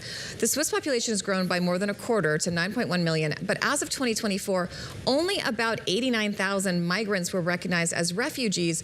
2 million were permanent foreign residents for Europe. So to your point, I had a friend who tried to get a work visa in Switzerland. He couldn't get it. It's really hard to do. You have to have a sponsor. You have to have a company. It's a long process. The fact that companies want this workforce and the population is saying no makes it a bit of a different case than I think we're seeing in other places. Yes, indeed, absolutely. It is definitely a dichotomy between what the campaigns argue and what the numbers say, because the Swiss People's Party has really pushed this point of like too many people are coming and it's the wrong ones. It's all asylum seekers and asylum abusers and so on. But as you just said, that's actually a minuscule number. By far, the majority of immigrants into Switzerland come because they want to work here, and they come with a work visa. The situation you described is a little bit different for European Union citizens because there is a free movement of people treaty in place between Switzerland and the bloc. So that's a little bit different than when you come from the US or from other places outside Europe. But it is precisely this free movement treaty which makes it a lot easier for the big corporates here to recruit people. So this free movement treaty would have definitely come under threat if this population cap had been accepted. And this was also because people know that it's really beneficial for companies. This was also a big argument of the no side in the campaign, and it seems like that has resonated with voters. Bastian, I want to ask you about Switzerland's competitiveness at this moment, enjoying this unique place in Europe. Obviously, the financial sector is so hugely important to Switzerland, as has been for such a long period of time. When it comes to wealth management, how well is it holding on to its kind of marquee position there? How much competition does it have for those jobs and for that industry right now? Well, there is a lot of competition for this. Switzerland has a tradition in finance, no doubt, but Boston Consulting Group report showed that Switzerland lost its top spot as a booking center for wealth management actually last year to Hong Kong. So there is a lot of competition there. Hong Kong is one, the Gulf states are another one, obviously, Singapore. So we have, there is competition, and there is a lot of talk here also about that Switzerland may slip, particularly in its traditional strength of finance. So now that this referendum has not passed, where do you see this going? Will this be the end of it, or do you expect efforts like this, maybe smaller portions of it, smaller motions, to continue? It seems to me like this, again, quite a few people did vote for this. This is probably not going away. Yeah, no, absolutely. It is a sentiment which resonates in the population. And I mean, we are probably going to end up with 45% of the population voting yes on this, right? This is far from nothing. So I think the proposals to reduce immigration will continue to come. Keep in mind, this is a direct democratic system, so there are votes as many as 4 times a year on different policy issues. There was even a vote, they can get quite ridiculous, no offense to consensus with voters, but like there was a vote whether apes should get human rights, for example. So those are the things voted on. And okay, so we have a very representative, active direct democracy going on there. Yeah. Absolutely, exactly. And so the immigration critical proposals will come. As I said, there's several decades of a tradition for it, and particularly what's going on is that there's right now a package of treaties being ratified between Switzerland and the European Union, intended to put the relations with the bloc on a firmer footing. And there's going to be a plebiscite on this probably next year or in 2028. And the Swiss People's Party is already campaigning against that and will definitely use the sentiment to attack this set of treaties. So that passing is far from sure. Bastian, great to speak with you. That's Bastian Rathscorn, just right here on Bloomberg This Weekend on Sunday. Appreciate that update as we get these data from the Swiss National Broadcaster's projection. It's very interesting, and you're, an issue that we see in the U.S., we see in Europe. Immigration is a flashpoint for a lot of voters across the world right now. All right, up next here, BTW, Lisa's favorite stories of the week, a Sunday edition. And you can explore live streaming news and interviews all on Bloomberg TV shows, documentaries, reporter analysis, and more. It's in one place. Check out Bloomberg.com/videos. We'll be back shortly. Go Knicks.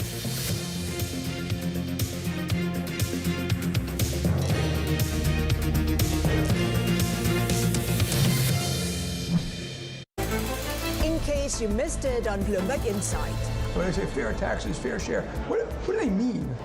Like, I agree with the fact, if it were up to me, I saw Jeff Bezos, who I love, swashbuckling. I don't think the lower people making under a certain amount have to pay any taxes at all. And that's what people seem to want. They think that somehow being anti-business is going to help a city. It's not.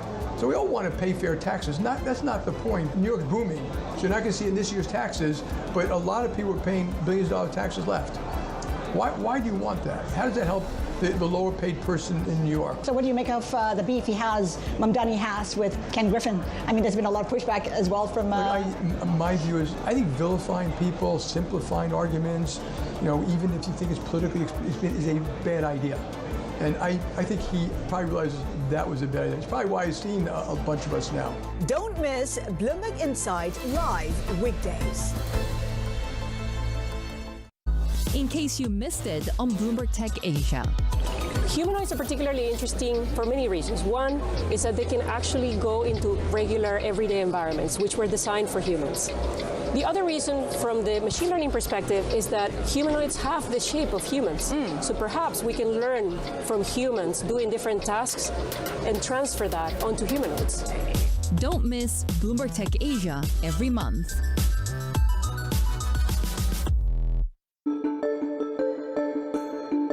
What was it like starting all over again? One day you're in a big company with a big parent, and then you have to start all over again. It was really exciting and invigorating. I felt like a young kid again when I started Jones Road. And right before we launched, I definitely had a sudden emotion of saying, uh-oh, what if I'm a one-hit wonder? I was a little scared, but then I just threw it up into the wind and went for it. Jones Road, where'd that name come from? Well, I sold the rights to Bobby Brown to Estee Lauder when we sold the company, so I couldn't use it again. So we needed a name because I wanted to launch Jones Road the day my 25-year non-compete was up. I needed a name, and I didn't have one. And I was driving to the Hamptons with my husband. My head was down on Waze, and I looked down, I saw Jones Road, and I said, Jones Road Beauty. He said, I like it. And that's how it became Jones Road. Mind being called an ideological lunatic or a bunch of left-wing nut jobs? I've been called worse things than that. 23andMe, I think, is so incredibly valuable. We're coming back. What magazines were you reading as a kid? I don't think I was reading magazines until I was in them. So is it Paradise Ahead or Gattaca? Maybe somewhere in the middle.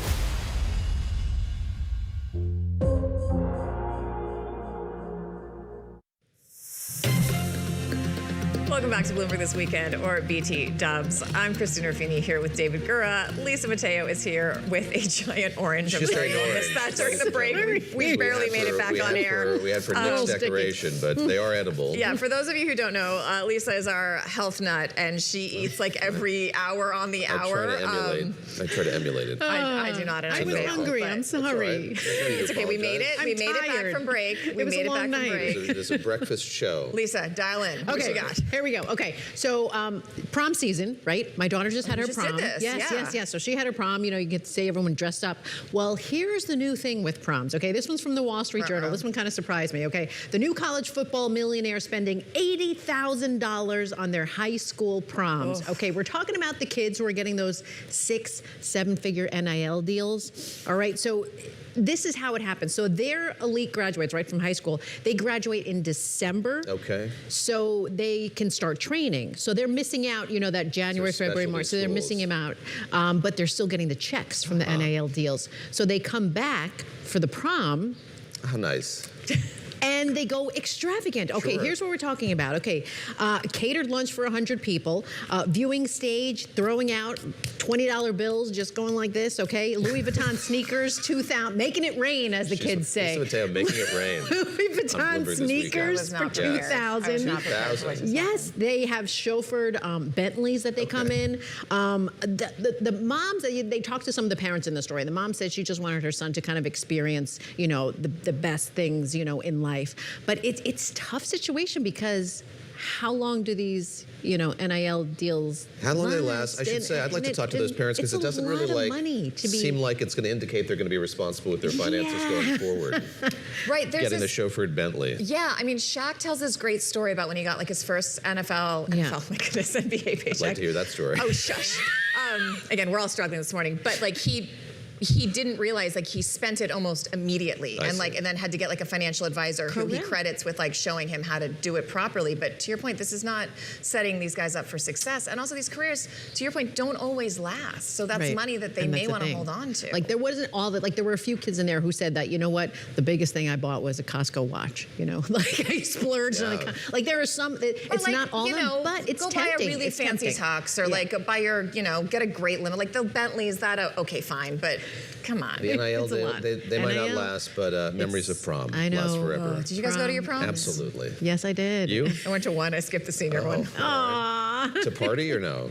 That's a long story. To do something else. I know. Lisa, what else do you have? In Jersey, we go to the Jersey Shore after. Okay, so this one goes around the World Cup. Okay, so this is from the Washington Post. Restaurants are adding World Cup service charges, fearing tourists won't tip. Because there's different, if you go to Europe or different places, tipping is different. The rules aren't the same as they are here. So what restaurants are doing who live around these 11 cities that are hosting, they're adding 20% service charge to the bill. So if you're American and you're not paying attention, check that bill. And you're not used to it, you got to check your bills because there'll be a 20%. Do you ever do that? You don't notice it? You double tip? Yeah, because I always tip, and I have to check now because more places are doing that. I also the default on the iPads has gotten out of control. I went someplace and the default was 25, then 30, then 35, like for a coffee. Are you seeing a lot of World Cup people? I mean, you live in Manhattan. You live in the city. Like, are you seeing a lot of tourists from? I saw some yesterday. So some of the buses are going through Columbus Circle, so I saw a lot of people heading that way, and I did see a bunch of guys in kilts walking down the street the other day, and I said, you know, welcome, and they're like, thanks. But I am loving, I mean, whether they're going to tip aside, I am loving the stories of these different fans kind of discovering America. It's been a nice look at not just in New York, but all over. No, you know, the Algerians are in Lawrence, Kansas, and there's a bit of a bromance there, and there's also a really cute story with the South Korean team is in Mexico and having a heck of a time. Yeah. Oh. I'd love that. I'd love that. Now, it's also what the World Cup is dealing with is heat, right? It's hot here in New York. It's been really warm. Yeah. Okay, so what's better on a warm day? Some ice cream, maybe? Sure. Okay. How about ice cream dipped in, I don't know. This is from Bloomberg. Ice cream not decadent enough. Dip it in butter. Lisa. For $9.50 a cone. I kid you not. Okay, so this is Dominique Ansel. For a radio audience. Just be glad if you're an audio listener is what I want to say. The audio listeners are having the superior experience right now. This is Dominique Ansel, though, in Greenwich Village. She has a spot there. Yeah. Maker of the Cronut. That's what you know him for, right? Now this is the new thing. Apparently it's a waffle cone, vanilla bean ice cream dipped in that. You know how you have the chocolate dip? Yeah, it's that for the radio viewers. What's extraordinary here is there's a pat of butter put in the cone. That's what then really... the ice cream and then the dip in melted butter. It's a limited run, okay? But it's so popular, they made it permanent. I do get this is salt here to and butter stay. ice cream a lot in my really? neighborhood. Yeah, we have it. And then Is it another, good? very good. And then another treat that I get is the vanilla ice cream with olive oil. That I can get down with because I put olive oil on yogurt. Yeah, it's really good. It's really good. Very good. So butter, why not then? Why not? If asked, I will try it. To David's point, it is the pat of butter that's really throwing me. Like I could before maybe the ice cream accept goes the thin dip, but they're like they just put a hunk of butter in that ice cream. Don't knock it till you try it. I haven't. True. I'll try it. $9.50. All right, next week butter on set. Yes. Next week butter ice cream on set. Let's go on to malls, right? When I grew up, it was about the malls, Same right? here. Everyone here, you hang out, you go to the mall, and then you call your mom, from the payphone and say, collect call from Mom, come get me. Yes, so you don't have to pay, or she doesn't have to pay. Yes. That's how we did it. But malls in the U.S., they've been struggling. We know this. But Southeast Asia, this is from the weekend, 12 hours at the mall in Southeast Asia. That is easy. They're adding pickleball courts, badminton, prayer halls, Olympic-size ice rinks, and they are doing great. Is People this are because going it's so and hot enjoying. and you can be air conditioned? Okay. Yes, it all helps with the temperatures, for sure. Wow. Check that out. All right. Bloomberg Weekend. Is there an Orange Julius? Oh, Wouldn't that be Orange nice? Julius. Oh, I'm here to David, you elicit just Oz awakened from something I'd forgotten existed. nostalgia Oh, that's on incredible. set. That's my job. Orange Julius and boy getting bands, some earrings today, on Orange clearance Julius. at Claire's. That was my childhood. Claire's. Very Still in nice. business? I don't know. Yeah, still around. My Still around. goodness. Spencer's? No? Oh. I don't know. Lisa? Deep cuts. All right, we're Coming up on 8 Yeah, a.m. sorry, you go ahead. We're coming up on 8 a.m. The next hour of Bloomberg This Weekend starts right now.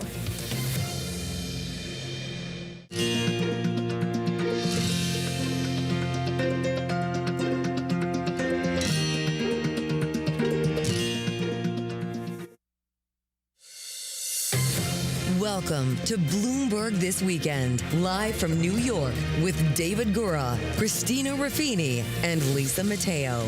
The latest headlines, key analysis, big interviews, and the stories that hit home on your days off.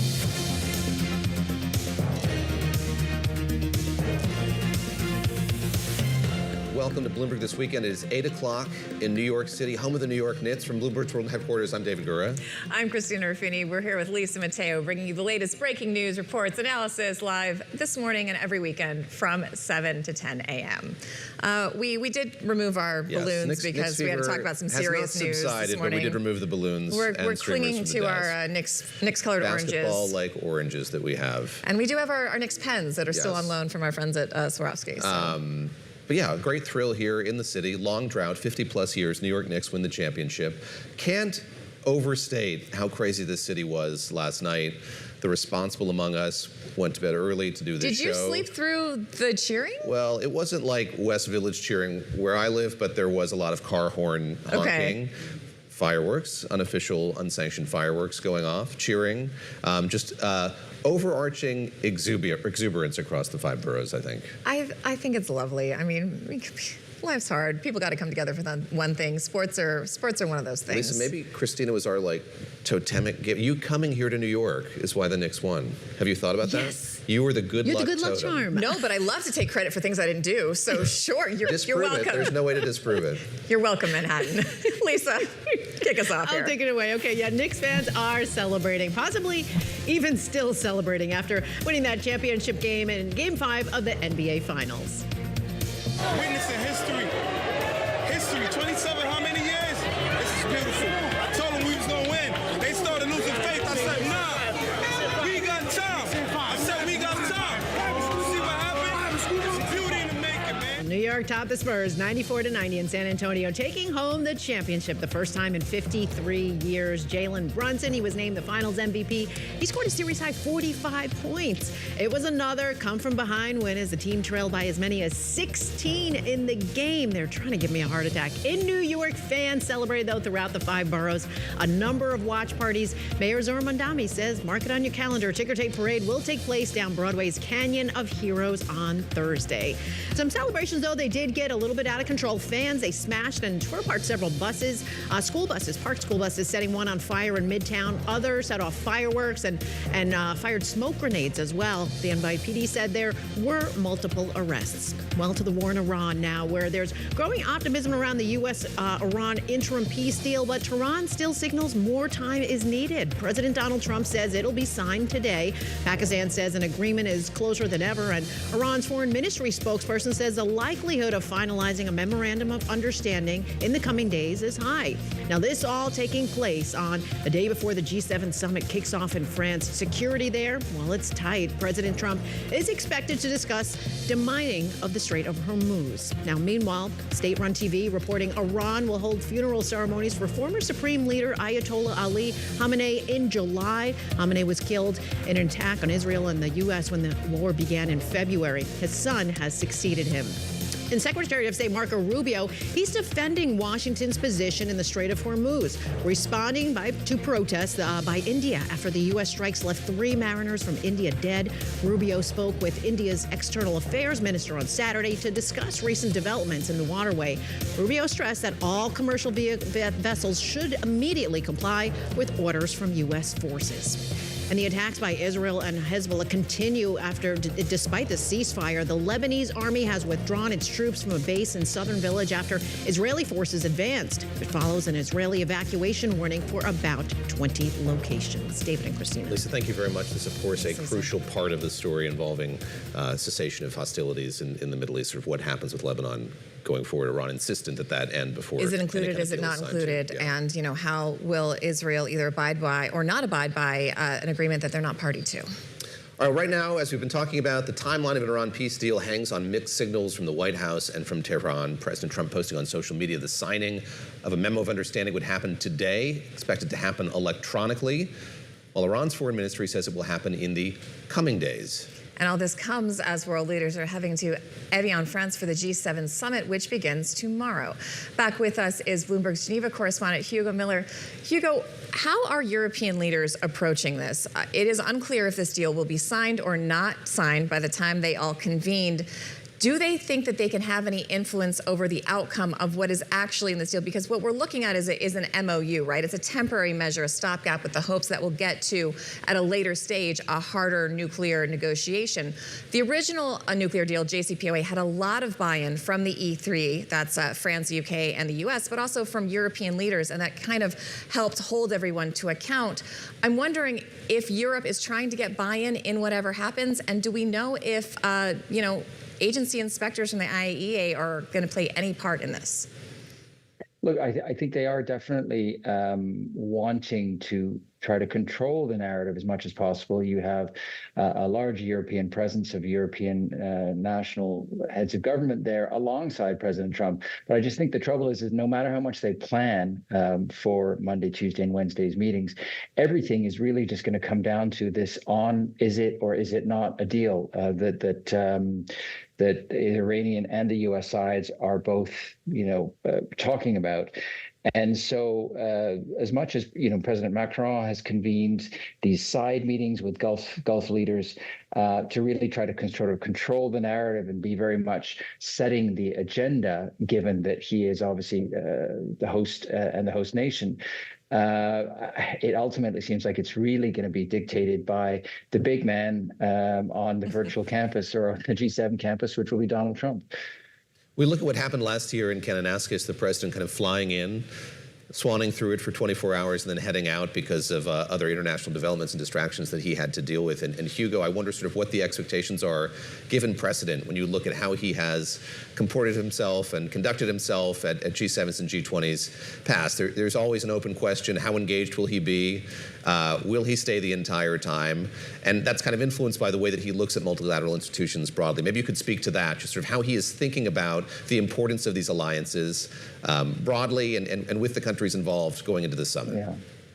if I knew how he was thinking, I probably wouldn't be doing this job. But fair enough. My observation from here on the shores of Lake Geneva is that I think as we've seen in anything he does, foreign policy, domestic policy, he relies on a certain level of unpredictability, and it allows him to keep Starmer, Macron, Merz, and others off balance. And even though, as I said, he's not the host here, it's President Macron, I think he will rely on that. But I also think that, as many more seasoned analysts have said, there is not just deliberate unpredictability on his part, but there is also the whim and the feeling that if he's not getting the deal that he thinks he should as President Trump and as the leader of the free world or the world's most powerful economy and so on, then he may just say, no, this is not the deal we wanted. And I think the very fact that we're seeing this back and forth over the course of this afternoon and yesterday shows just how kind of fragile or how unpredictable this would-be deal really is. Well, and part of that unpredictability has got Europe reevaluating how it does its own security, right? Because I covered this administration the first term. You had a Secretary of State at the time, Mike Pompeo, who, despite messaging from the White House, really believed in NATO and spent a lot of time in Europe and Eastern Europe saying, we're in, we promise we're staying in this alliance. Congress passed a measure saying that you couldn't just withdraw from NATO. But there's a difference between being in NATO and being a participant and really upholding your obligations when it comes down to it. And we've seen from Europe uncertainty that the U.S. is going to fulfill all those obligations, especially as we were talking about earlier. The U.S. says it's pulling fighter jets out of the region. The U.S. is drawing down troops. Are there any specific security goals that these leaders at this G7 still really need from the U.S. as they try to ramp up their own ability to defend themselves? Especially, we've seen much more defense spending in countries like Germany and even France. I think the trouble is that the incumbents in Paris and in London and Germany just don't have the political credit and will right now. I mean, Keir Starmer just lost his defense minister 2 days ago. President Macron was heading into an election that his party, if it were run tomorrow, would be set to lose to the far right. And President Merz is a deeply unpopular premier in his own country. So these three men would very much like to be able to set the agenda, but they don't have the political clout right now, and they are dealing with the unpredictability of Trump, which culminated, as we saw this week, in the announcement that they're going to be pulling out a large swath, is it 1/3, I believe, of the U.S. fighter jet contingent based in Europe. So it's a real sense of fragmentation, dislocation, and even the best efforts of Mr. Mark Rutte to butter up the president have seemed to be a strategy that is just not worked, and so people are now moving away from that, and I think waiting to see, get through this meeting, get through perhaps the midterms, and then they see if there is a President Trump who has been whose wings have been proverbially clipped. Perhaps that will embolden them to set a more European agenda, a more proactive agenda, rather than simply reacting to what the president says and does. Yeah, according to the New York Times, the leaked report is that the U.S. will reduce the number of F-16s and F-15E fighter jets from 150 to 100, also reduce maritime reconnaissance aircraft from 26 to 15, and reallocate missile launching submarines and aircraft carrier along with several warships. That's pretty significant. The Pentagon, of course, declined to comment. Indeed. Brings me, Hugo, to a name we haven't mentioned explicitly, and that's Vladimir Zelensky, who's going to be at this G7. He's an invitee. I believe there's no indication that President Trump's going to meet with him one-on-one, but as you talk about European priorities and how they might wrest control of this agenda if they could and reprioritize things, Ukraine is something that's very much fallen to the wayside on the President Trump's agenda. I'm curious what you think that meeting, what Zelensky's role in that meeting is going to be like. Well, it's a working session, and we've seen from President Zelensky that he doesn't stand on parade. He uses these opportunities to really try to extract the most for Ukraine in terms of support, political or military support. So a working session would suggest that he's really going to try to get something solid out of the G6, as it were, even if he knows that the seventh member, the most powerful member, cannot be relied upon. obviously, when there was a last major meeting of a lot of these leaders in Davos, it was really felt that Putin had the momentum on the battlefield and was taking advantage of the war to squeeze Zelensky. Amazingly, 6 months later, the Putin sort of war machine has ground to a halt, at least in terms of making advances. There's even talk that Ukraine has got the wind in its sails with its drone attacks and its precision ability to sort of precisely target Russian infrastructure. So perhaps you'll feel a little bit more emboldened. But I think the uncertainty, as always, is what President Trump will do. Sometimes he plays up Zelensky as his friend, but then there was that famous meeting where he and J.D. Vance kind of ambushed Zelensky.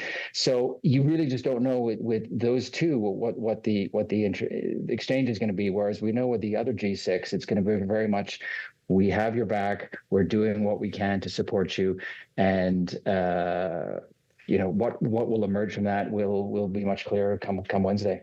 Hugo, great to speak with you. Hugo Miller joining us from Geneva, giving us a good preview of what's to come here at the G7 summit. And I want to bring in another voice now. That's John Feiner, who, of course, is a distinguished fellow in residence at the Yale Law School, served President Biden as Deputy National Security Advisor, and was Chief of Staff in the State Department Director of Policy Planning under President Obama.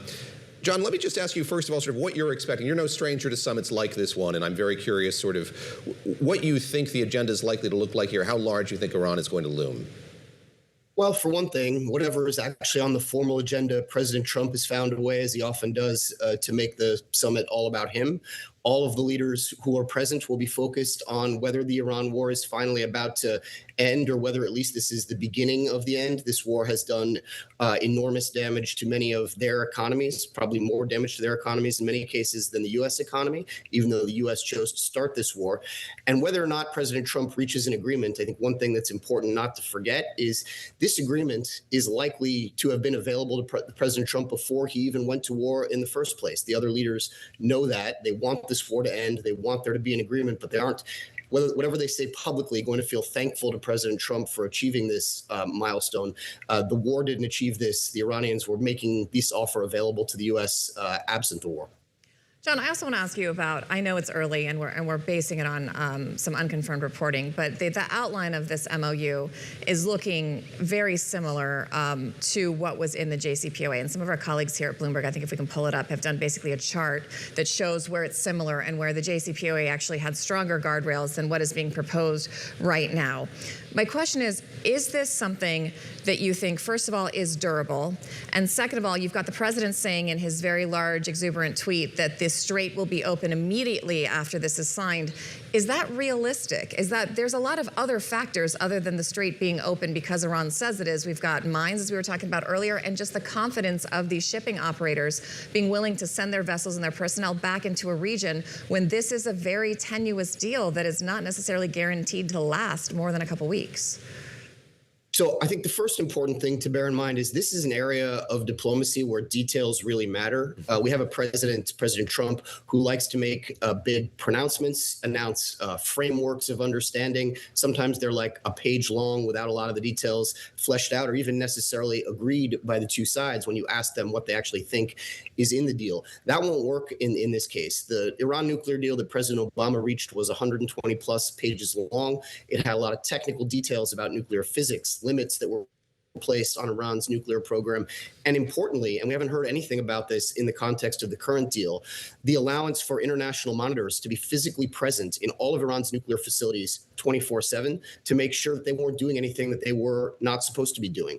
And we know, based on those monitors, based on our own intelligence, based even on Israeli intelligence, that Iran was complying with the deal. We don't know if we're going to have that sort of access this time. So the durability of the deal will depend to some extent on how enforceable it is and how we can monitor it. And I think that's going to be quite important. What you'll probably see announced is, a page and a half, where the president says we have an understanding on big topics and we'll work on all the details over the next 30 days or 60 days. By the way, after those 30 days and 60 days, all of this could unravel. The Iranians are very difficult negotiators. It took us 2 years to reach all of the different understandings present in the JCPOA, all of the fine print, not 30 days or 60 days, and they haven't even really started talking about that yet. John Feiner, talk to me about sequencing in a deal like this one. We're using that word a lot to describe what would be in this memo of understanding. This would have to happen by X date for Y to happen. Y would have to happen by this date for Z to happen. And I think that a critic would say, by having that unfold in that way, there were ample opportunities here for the Iranians to bow out of this deal, to push back on the deal, to reopen it, I suppose, for renegotiation if you want to be charitable about it. How do you think about sequencing when you're crafting a deal like this one, be it a page long, like this memo of understanding, or one that's 100+ pages like the one that you worked on? So what the president is trying to emphasize, and that what we emphasized in the Iran nuclear deal as well, is that Iran should not get money for nothing, to use the phrase. Iran should only get paid when it takes steps that it has agreed to take to reduce its nuclear program, reopen the Strait, all of the various things that the United States is seeking. So we'll have to see how that all works. But one thing that I think is important to keep in mind, Iran believes it has the upper hand in these negotiations, believes it could allow the war to continue longer, and that the pain would increase on the United States and on the rest of the world and be more intolerable than the pain that the United States is imposing on Iran. So they are not going to end this war without getting significantly compensated for doing so, whether that be through frozen funds that are currently frozen because of U.S. sanctions being unfrozen and provided to Iran, whether that be through the licensing of commercial activity that is currently sanctioned for other countries to do business with Iran. They are going to find a way to use this deal to rebuild their economy and replace some of the damage that's been done during the course of this war. So one way or another, you can guarantee that that will be a facet of this agreement. The U.S. will try to withhold those benefits until Iran takes the steps that it's agreed to. There's another element of this, and we've heard from the president over and over again that the U.S. is going to go in and get this, what he keeps calling nuclear dust. And we were in the newsroom this morning, and I was confused by that because we've talked to folks who deal with this, and they said that's not the form. It's a gas. It's in these like giant scuba tank containers. We were looking it up, and you know this is something that the president has said and others have said, but he uses a lot. I guess the thought is that he's the U.S. has struck these plants so much that that's basically all that's left. Can you talk to us about what is actually left, what form that nuclear material is in? And we also have these reports from CNN that the Iranians are basically kind of trying to bury these even further, so they're getting harder to access. Is the thought there that they can say to the U.S., they're not a threat anymore, we've buried them, or that they're so hard to get the U.S. kind of gives up? So the president is a lot of things. He is not a nuclear physicist or someone with a deep understanding, I believe, of how nuclear material works. By the way, on the Obama team that did the Iran nuclear deal was the Secretary of Energy, Ernie Moniz, who was an MIT professor of nuclear physics. So we did have that technical expertise in our team, and it actually helped. It mattered a lot in terms of working out the details. That's not present this time. Not clear that the team that's negotiating this is working with true nuclear experts. What the president is referring to is uranium that has been enriched to 60% purity.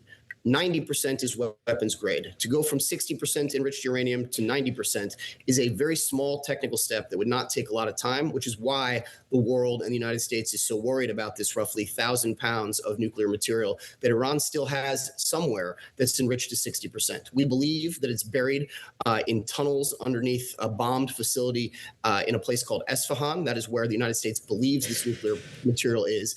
And what Trump is demanding is that Iran ship this material out to the United States, to somewhere else, so that it is no longer physically present in Iran.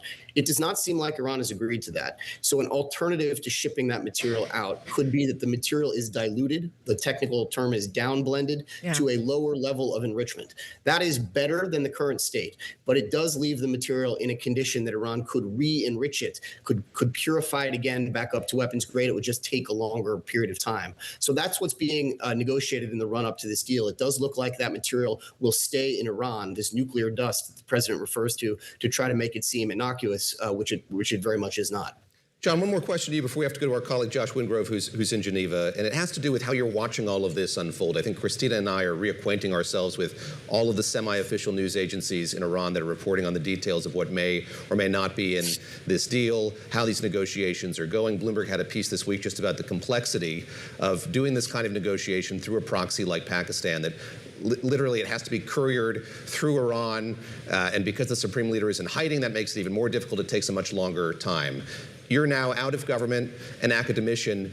How are you following this? Who are you listening to? Give us some counsel on what we should be watching for, because it does seem like weekend after weekend, there is a routine to the way that the media broadly report on this. The president says one thing, it's usually rosy and optimistic, and then there's either pushback from the Iranians or nothing from the Iranians. Who are you listening to? Who should we be listening to for indications that this is, in fact, progressing? Look, it's a very important point, and it's one big difference between today and 10 years ago when the Iran nuclear deal was reached. Now you get 3, 4, sometimes more versions of events as they're unfolding.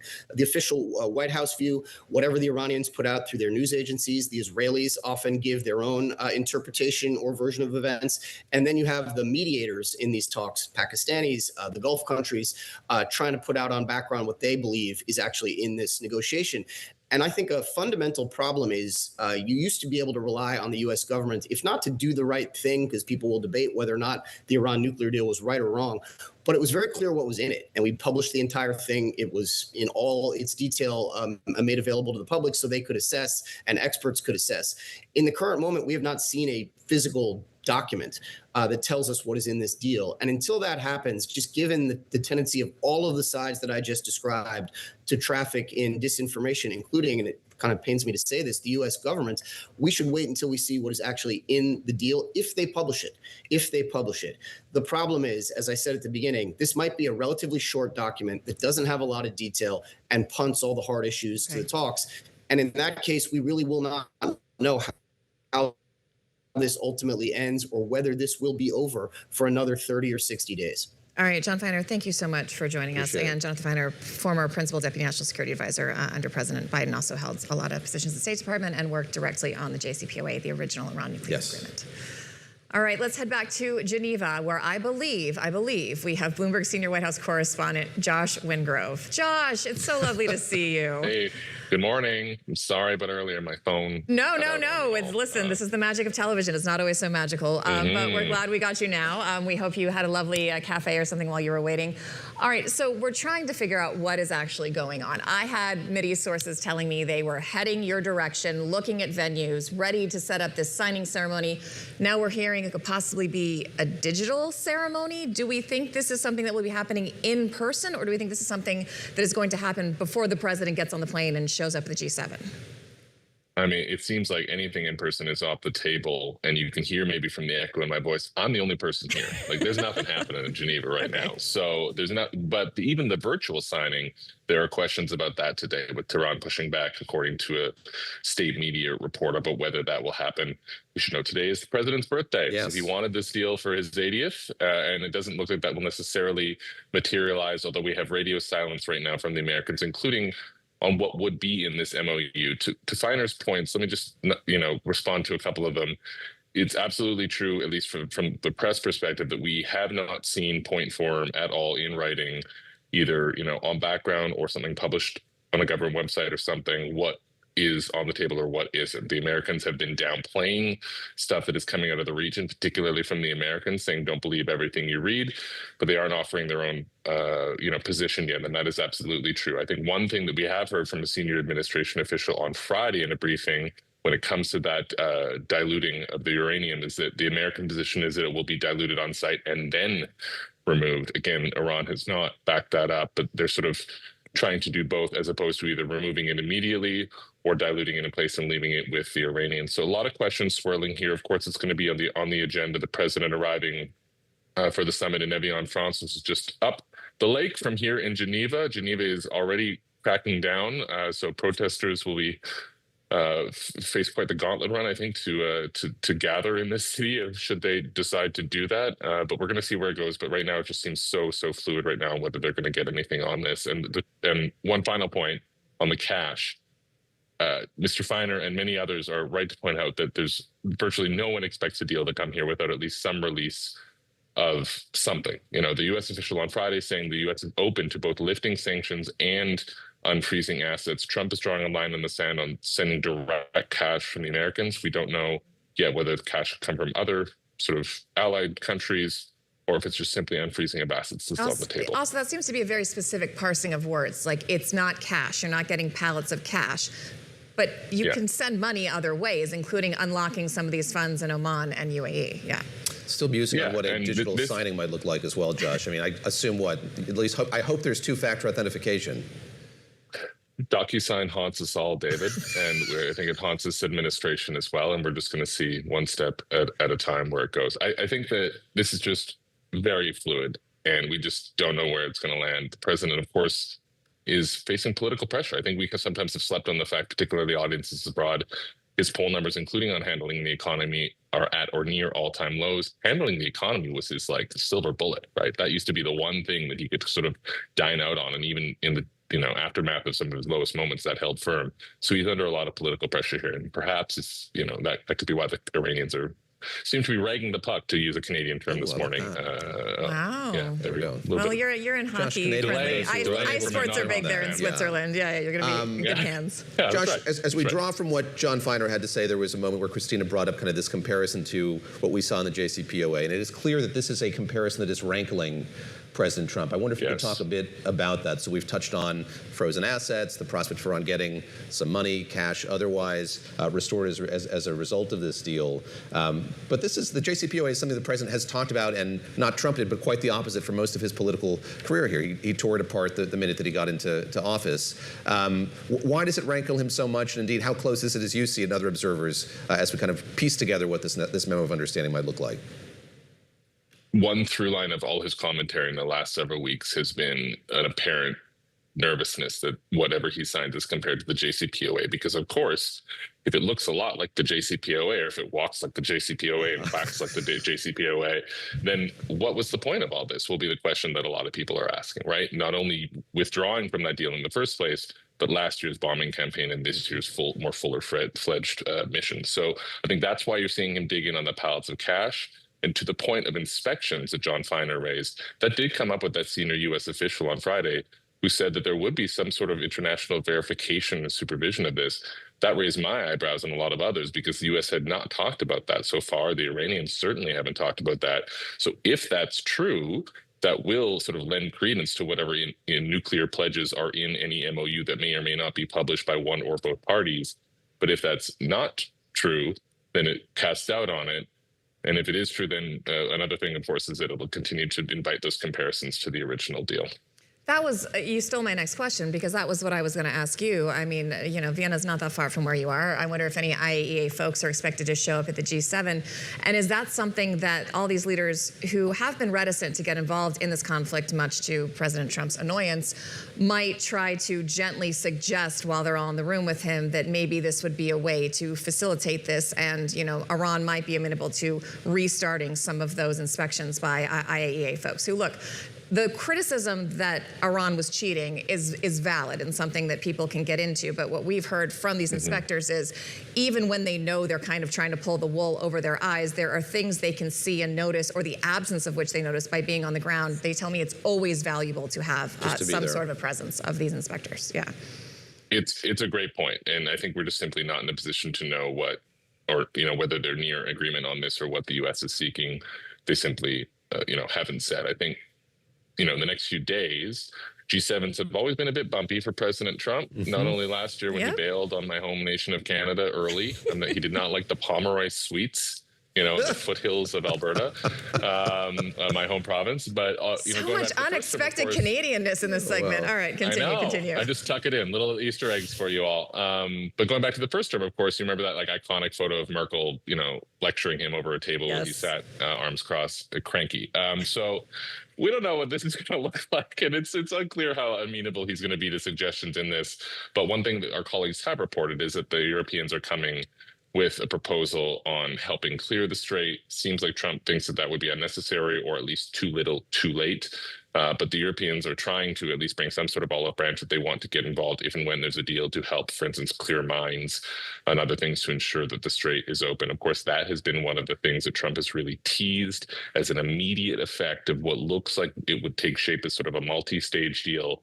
Step one does seem to be the, quote unquote, reopening of the strait and whether we see traffic resume. Remember, the Americans in the last week or so have started saying, hey, surprise, secretly overnight, we've been helping ships get through the strait safely. It remains a bit fluid on how much of that has been verified. Josh, we've got a minute left here. We've talked about President Zelensky being present for the G7. There's going to be this kind of working group. What is your sense from your reporting of what the White House hopes to get out of that meeting? Again, not a one-on-one, but a group meeting with the Ukrainian president. I think the hopes are on the other side. President seems to have washed its hands a little bit of the conflict. He wants an end to it generally, but doesn't seem like he wants to put much capital into it. The Europeans are hoping that they, as always, can remind him of the Ukrainian perspective on it and hope that he just doesn't walk away and give either implicit or even more so explicit blessing to the continuation of that conflict. We just don't know. But Trump has been pretty disinterested in it for months now and just doesn't really talk about it. So I think even the G6, if you will, are going into that Zelensky situation with modest expectations at best. All right, Josh Wingrove, our we had high in-house expectations Canadian. for that interview with you, Josh, and you've exceeded. You've met all of them, buddy. Well, good, because there's no one else here for you to do it with. I was going to say, this is it. I hope you find some friends in your very lonely conference room. That may or may not have materialized. Sorry, Mrs. Wingrove, for coming to Geneva early. Listen, I Googled it. It is a 1 hour, very scenic drive along Lac Le Mans to get to Evian from where you are. So that's true. Godspeed. It's not a hardship. That's Josh true. Wingrove, thank you very much. Great to speak with you as always. So and now we're going to go to Lisa for some headlines. Lisa? You got it in the Poppins. The pageantry of Trooping the Colour took place in London yesterday to celebrate King Charles III's official birthday. Thousands lined the streets in central London to get a glimpse of the royal family. The parade was attended by Catherine, Princess of Wales, along with her children, Prince George, Princess Charlotte, and Prince Louis. Well, today is President Donald Trump's 80th birthday. Well, speaking of the president, he has named a new lead to one of the most influential positions in the Justice Department, James McDonald. He's a partner at the Sullivan and Cromwell law firm and also the personal lawyer of the president. He will take on the role of U.S. Attorney for the Southern District of New York. And McDonald is part of the legal team handling Trump's pending appeal of felony convictions in New York related to hush money payments to Stormy Daniels during the 2016 election. Now, he will replace Jay Clayton, who Trump selected for National Intelligence Director. And wild weather had caused a large tent to collapse during a Virginia church's 20th anniversary celebration. One person was killed, 22 injured as members of the East Lake Community Church were in the process of leaving when a strong gust of wind picked up that large tent. David and Christina. Tragic story. Lisa, thank you very much. Appreciate that. All right, coming up here, Kevin Warsh, the new Fed chair, overseeing his first rate decision this week. He's also going to speak to reporters. That was an open question. Would he field questions from reporters as his predecessors have done? He's suggested he wants to change the communication strategy of the U.S. Central Bank. Kevin Warsh taking the podium in the Eccles building on Wednesday after that rate decision, which of course we'll cover right here on Bloomberg Television, Radio, Bloomberg.com, and on the Bloomberg Terminal. Much more of Bloomberg This Weekend coming up right now. Stay with us.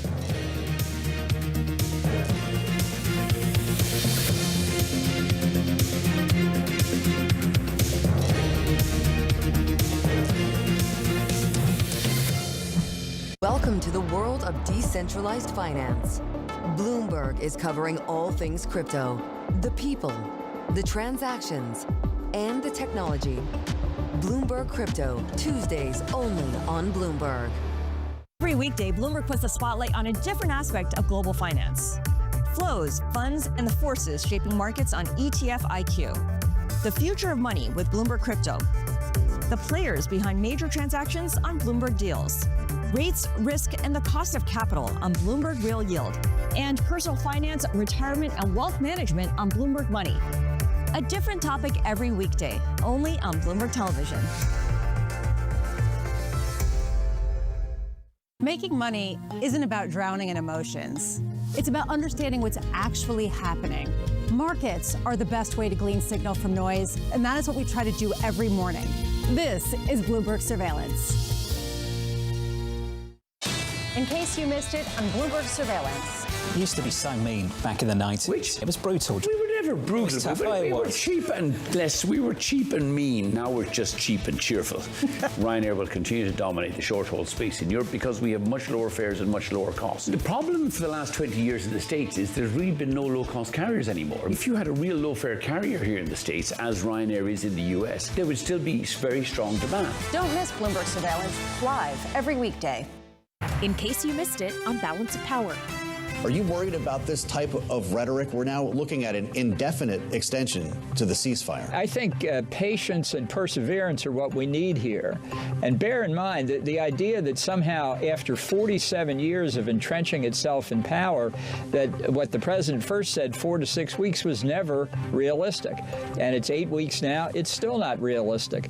The issue, I think, is whether we can take back control of the Strait in order to allow Gulf Arab oil out onto international markets. And remember, some of that oil is going out through pipelines in Saudi Arabia and the UAE in any event. But we prohibit the exportation of Iranian oil, open the rest of the Strait to get the Arab oil out, calm the markets down. I think we should be prepared to take the time necessary to overthrow the regime. We'll regret it if we let them up and find out later.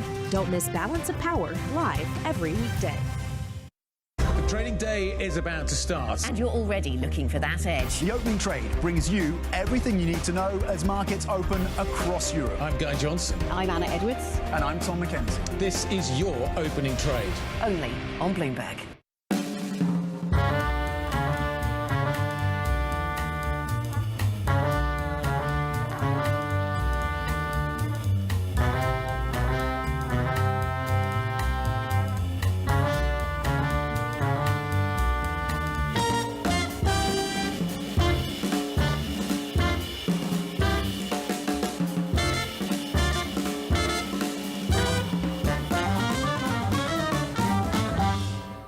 When news breaks, a redhead across the Bloomberg terminal. Bloomberg has you covered. Trump's global tariffs are struck down by the U.S. Supreme Court. For all the context and clarity you need. There's going to be now tons of tariff headlines until midterm elections. Hear it first on Bloomberg.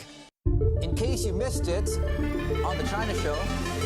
We're just over an hour away from that Trump-Xi meeting. Outside the Forbidden City is our chief North Asia correspondent, Stephen Engel. So much is in store in a very short amount of time. Obviously, he's going to only really have about 36 hours. Overwhelming coverage of the Trump-Xi summit. And I believe he is waiting. There he is in the blue suit. President Xi Jinping is waiting for Donald Trump, of course, to step out. There he is, there, walking towards Xi Jinping. It's 36 hours. That's really not that long of time for the president here in Beijing. The two men. This is quite historic, Dave. So definitely a warm welcome. Obviously, the real negotiation is going to begin now. Definitely, the president has brought the A team there. I mean, that's an all-star lineup. And it's very impressive. I think you guys did the math there on $30 trillion worth of market cap. Don't miss the China Show live every weekday. People ask me all the time, what is the key to being a really good investor? And I tell them it's to surround yourself with and work with the best investors you can find. On Bloomberg Wealth, I'm going to take you to meet the greatest investors in the world, the people that I would like to have managing my money. Stepping onto the stage of a major opera house in front of 3,000 or 4,000 people is probably the most acute pressure I've ever felt in my life. Managing the Stanford Endowment, the consequences are a lot bigger. Thank you for joining us live on Bloomberg This Weekend. I'm Lisa Mateo. Let's update you on today's top stories. Knicks fans, they are celebrating a title more than 5 decades in the making. Yo, this is so many years. Everybody was waiting for this. The city is ready. The city was here. We outside. New York Knicks, New York forever, New York or nowhere. We were ready for this. You say it, girl. New York topped the San Antonio Spurs 94-90 in Game 5 of the NBA Finals, taking home the championship for the first time in 53 years. Jalen Brunson, he was named the Finals MVP. He scored a series-high 45 points. It was another come-from-behind win. The team trailed by as much as 16 in the game. Now, meanwhile, Knicks fever crashed a few New York City weddings. Couples, well, they had to scramble on whether to include the game in their celebration last night. One bride spent several $1,000s to convert her wedding after party into a Knicks watch party with a 70-inch TV screen. Others say, you know what, the high cost of weddings, they just couldn't add the extra expense. They opted to have the DJ just give score updates instead. I don't know if people were happy about that. In World Cup action, it was a battle between Qatar and Switzerland at 1 apiece. The same for Brazil and Morocco. Scotland topped Haiti 1-0, and Australia, they beat Turkey 2-0. Today, Germany takes on Curacao. The Netherlands battle Japan. Ivory Coast plays Ecuador, and Sweden faces Tunisia. David and Christina. I don't know if I would want to give away my wedding to a watch party, but if the game was on towards the end of the reception, that would be fun. In another room, part of the full put it up on the wall. Downstairs bar? I don't know. The more the merrier. All right. Thanks, Lisa, thank you very much.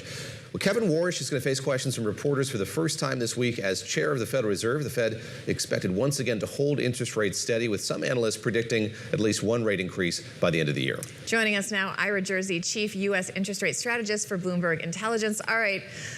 This has been a long time coming, but what are you expecting to hear from Warsh on Wednesday? And is he in a bit of a no-win situation, at least for now? I do think that he's in a little bit of a no-win situation because it's going to be very difficult for the Federal Reserve to reduce interest rates, which, of course, President Trump has said that he wants Kevin Warsh to do, and what he said he thinks Kevin Warsh will do. But firstly, Kevin Warsh can't do it because he's only one member of the committee, and that's one of the big things. So, what I'm looking forward to hearing from him is, one, how his relationship is with his fellow FOMC members, and then secondly, his outlook and the outlook of the committee for the future of interest rates. If we do actually have a conclusion to the Iran war, you could see maybe a further reduction in oil prices, and maybe that gives a little less chance of an interest rate increase later in the year. And you have seen some of that priced out of the market on Friday, certainly.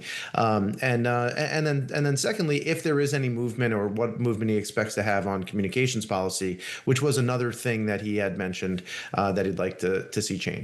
So, Ira, when they sit around the big table in the Eccles building this week, they're going to look at all of the economic data points that they've gotten. Indeed, we're going to get a few more here before that meeting kicks off. But I think of the major price pressures. I think of that better than expected jobs report. I think of the inflation read that we got for May. And I'm curious sort of how you think the calculus looks like for them.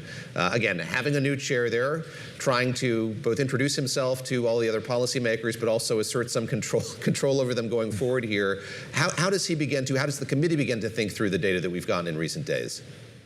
Yeah, so you do have certainly kind of three camps in the Federal Reserve right now. You do have this group of hawks, right, the Lori Logans of the world, the Dallas Fed president, who is worried about inflation and does think that the economy is very good and would maybe increase interest rates later this year if inflation and the job market stays where it is. And then you have another group that's really worried that higher energy prices act more as a tax on the consumer and will eventually slow real consumption and kind of create a stagflationary environment, which could affect the jobs market. The Fed, unlike the European Central Bank, which raised interest rates this past week, does have the dual mandate. It does worry about both the job market and inflation, whereas the ECB, when they see inflation go up, they have to raise interest rates. That's their only mandate. So I think for Kevin Warsh, it's going to be, hey, how do I get more of those people who are more on the hawkish side of things to be more neutral or even a little bit dovish to be able to lower interest rates? Now, historically people have said, oh, Kevin Warsh isn't a dove. Kevin Warsh is I think, relatively neutral. He's a relatively middle-of-the-road type of economic thinker. So I suspect that when he looks at a preponderance of the data in a vacuum without having the political pressure of being appointed by President Trump, he would probably say, hey, let's just sit on our hands here, because if inflation does come down because the war ends and, the job market is very focused only on a couple of sectors that are doing well, it's not very broad strength in the job market. It's all very concentrated in basically two sectors right now. Maybe we do a little bit of nothing here until we get some clarity on both the inflation and the jobs front. I want to go back to something you just said, which is I think there's this perception of who Kevin Warsh is, and we really haven't gotten a whole lot of concrete information from him in recent weeks about sort of his perspective on the economy and the Federal Reserve. Yes, there's this kind of corpus of work that he's done when he's at the Hoover Institution as a private investor, but during his testimony, he really didn't get into great detail about sort of what he would prioritize, the path that he would intend to take at the Fed. Bearing that in mind, how critical is that first press conference going to be? What are you going to be listening for to kind of get a sense of the direction of a Kevin Warsh Fed? Yeah, so I think there's going to be two pieces that he's going to have to express. One is the overall committee, right? Because the chair has to speak for the whole committee, and then secondly, he will say, look, my personal view might be. I suspect that we'll hear that in some kind of speech or statement afterward. Keep in mind, Kevin Warsh really wants less communication out of the Federal Reserve rather than more. So he has expressed this idea that he wants the chair to speak for the Fed and not to have so many speeches about monetary policy and economic thought. I think in a way the cat's out of the bag in that regard. The market certainly wants more, and keeping a lid, certainly on the presidents of the regional Fed banks is going to be exceptionally difficult for Kevin Warsh to do. But that being said, we'll have to hear what he says on Wednesday, because there was a doubt, like you had in your lead-in. We didn't know if maybe he would just say, hey, I'm not going to do a press conference, and certainly he could go back, and one of the things that Kevin Warsh could do is go back to saying, hey, instead of doing a press conference after every meeting, we're only going to do it quarterly, like we did when we started this whole project of having post-meeting press conferences. So that's not out of the question either. We will get the summary of economic projections at this meeting, so maybe he'll give us a hint as to which dot is his on the dot plot, or he might not even post a dot, right? He doesn't have to. There actually is precedent for some members of the Federal Reserve not actually presenting where they think interest rates are going to be at the end of this year and the next couple of years. Ira, before we let you go, reliable sources, somewhat reliable sources, and by that I mean David Gura, tells me that you are a fanatical soccer fan, and I do see some things behind you that might indicate that. Listen, the World Cup has started. It's a little bit controversial for a lot of reasons. One of them is that, FIFA took over the ticketing system for the first time, and there's a lot of these games that so far have unsold seats. How are you looking at this World Cup? Do you think eventually people will get on board and those will get filled? And anything you see that you love or that really worries you? Are you asking if he's going? Maybe that's the question. Well, okay. Are you going? I'm attending at least one match, okay. and hopefully another couple. And I also own a minor league soccer team, so we actually had a game last night, so I couldn't watch the Brazil game. But I think that the ticketing was all mucked up. I think FIFA did a really bad job with ticketing. They were trying to kind of maximize their own profits, but in doing so, they created a lot of uncertainty around when tickets were going to be released and at what price. Also, given that this is an expanded World Cup with 48 teams for the first time, they really should have thought about some of the smaller teams going into somewhat smaller venues. You don't need a 65,000 seat stadium for a Curaçao that only has 250,000 people or something like that, right? Like, it's going to be hard for a quarter of the country to go to that game. So I think they could have done things a little bit differently.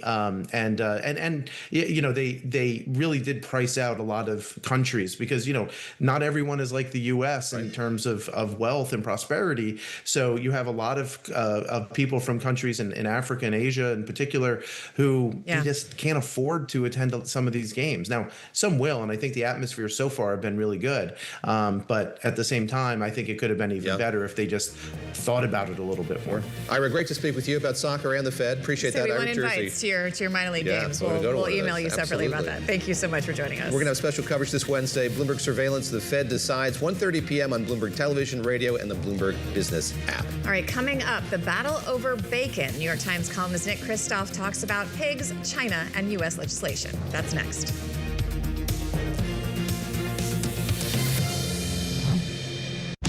Oh, hello there. Just wanted to say, Primer is back. We've been scouring the frontiers of science and technology to help explain the difference between the next gold rush and whatever this thing is. And in season 2, we're upping the stakes. More danger. Now that is some high-grade uranium mineralization. We used to have a stable climate on this Earth. Right now, we do not. More science. We're pushing the envelope of technology in multiple directions. Software, hardware, chemistry, physics. The cable is very cold. And more CEOs that can nail the photo shoot. Hundreds and hundreds of billions of dollars are at stake. While the problems are economic, the solutions are too. And yes, we will be talking about AI. There is a lot of humanoid hype out there. But our future doesn't run on hype. It runs on innovation. Watch season 2 on all these lovely channels. Wednesday, The Fed decides. America's future will truly be unlimited with Kevin at the helm. To fulfill this mission, I will lead a reform-oriented Federal Reserve. If the Fed chair chooses not to speak, you're basically outsourcing forward guidance to everyone else. Trust Bloomberg to bring you the fastest coverage and exclusive analysis. What is the worst Fed's response mechanism to inflation? And what does it mean for the dynamics of the American fixed income market? Tune in to Bloomberg Surveillance. The Fed decides, starting at 1:30 p.m. Eastern. My old mentor, Roger Staubach, who told me when I transitioned, football will never leave you, but you need to leave it. Wow. Everyone has a dream, and a lot of dreams are, my dream is to play football and play professional football, and the dream comes true, but it is going to end. And the day it ends, the day before it ends, you're one of the best in the world. Great. The next day you wake up, that's gone. What are you great at? And the truth is nothing, right? I'm not great at anything else. I talk about it all the time, Steve, is this whole idea of it's not from penthouse to penthouse. And what I mean by that is you played for 15, 20 years and you're in the penthouse. That doesn't mean that you come to the business world and you're gonna be in the penthouse. Now, you don't start on the third floor or the lobby. You actually have to start in the basement.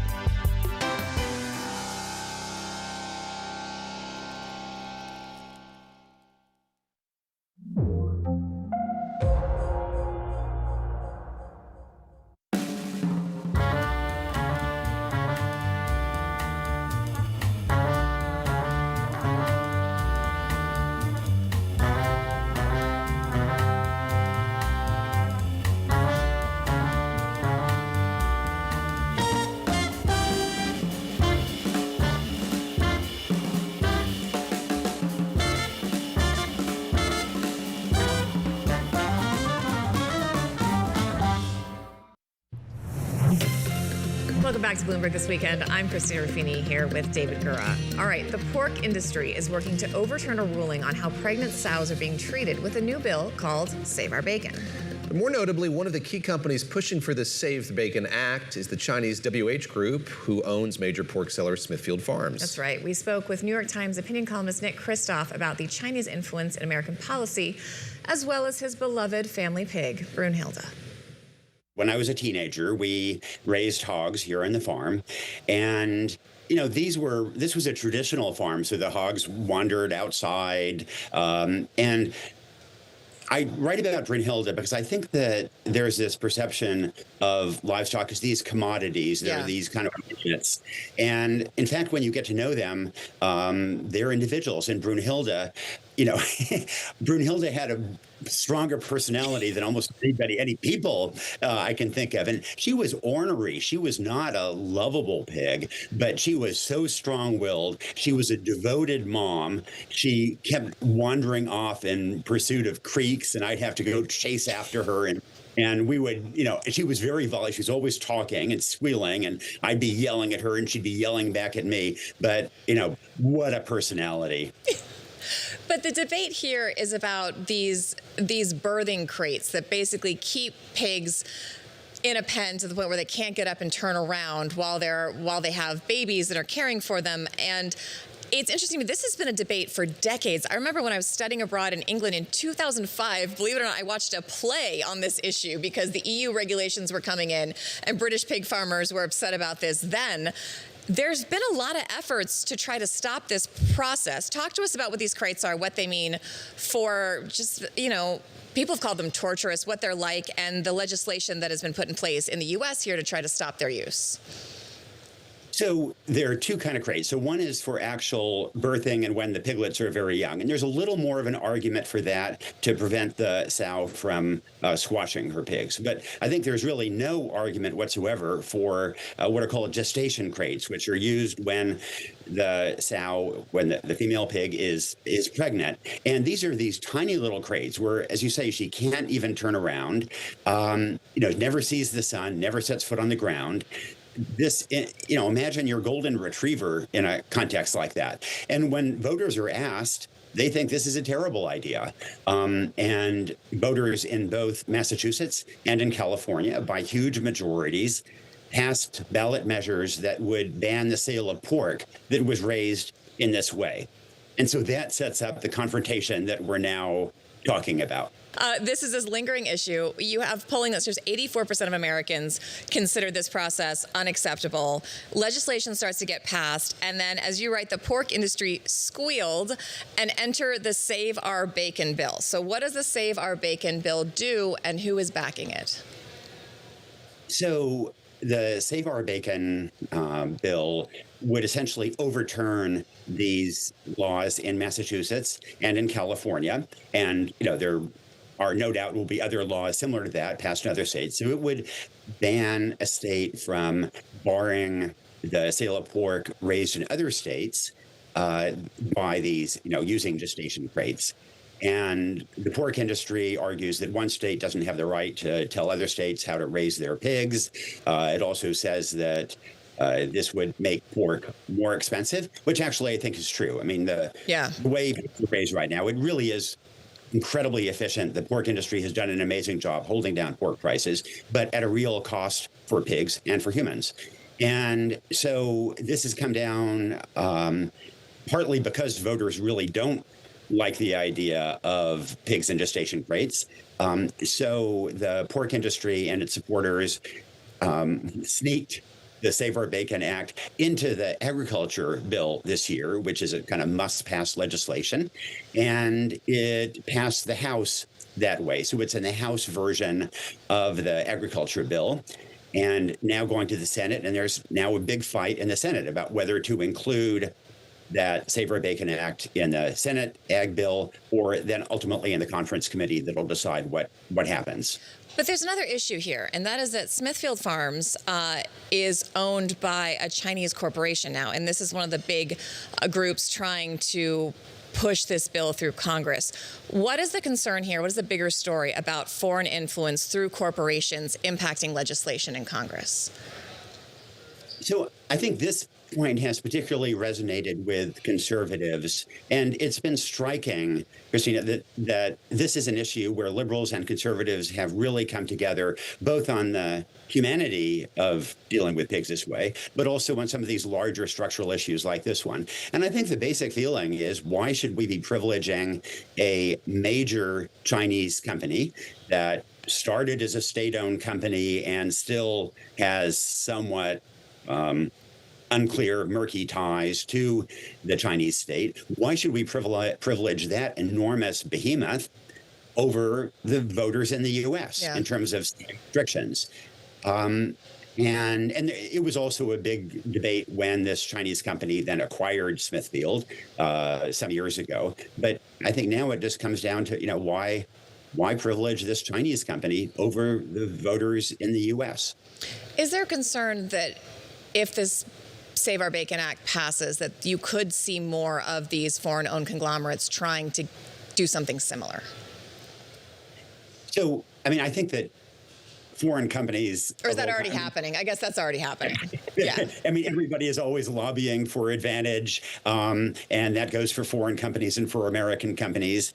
But I do think that this is a particularly clear confrontation between the will of voters and the profits for a major overseas company, especially one that has ties to the Chinese state. That's pretty unusual.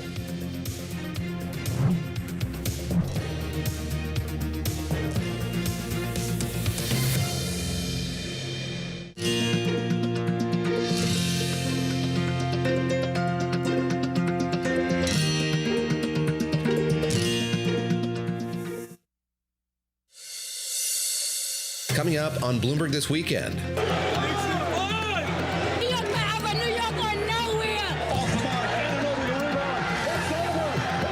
That is what the end of a 53-year drought sounds like. The New York Knicks are NBA champions after another comeback against the San Antonio Spurs. The city filled with tears, cheers, and a lot of blue and orange this morning. Plus, President Trump says an Iran deal will be signed today, but Tehran says it's still looking at the text. We're live in France ahead of the G7 summit. That meeting starting after fight night at the White House. This is prime time for the UFC, along with insiders, political insiders. This is a difficult ticket to get, especially if you want to sit under the claw. A report from the Claw on the South Lawn ahead of a UFC cage match on the president's birthday.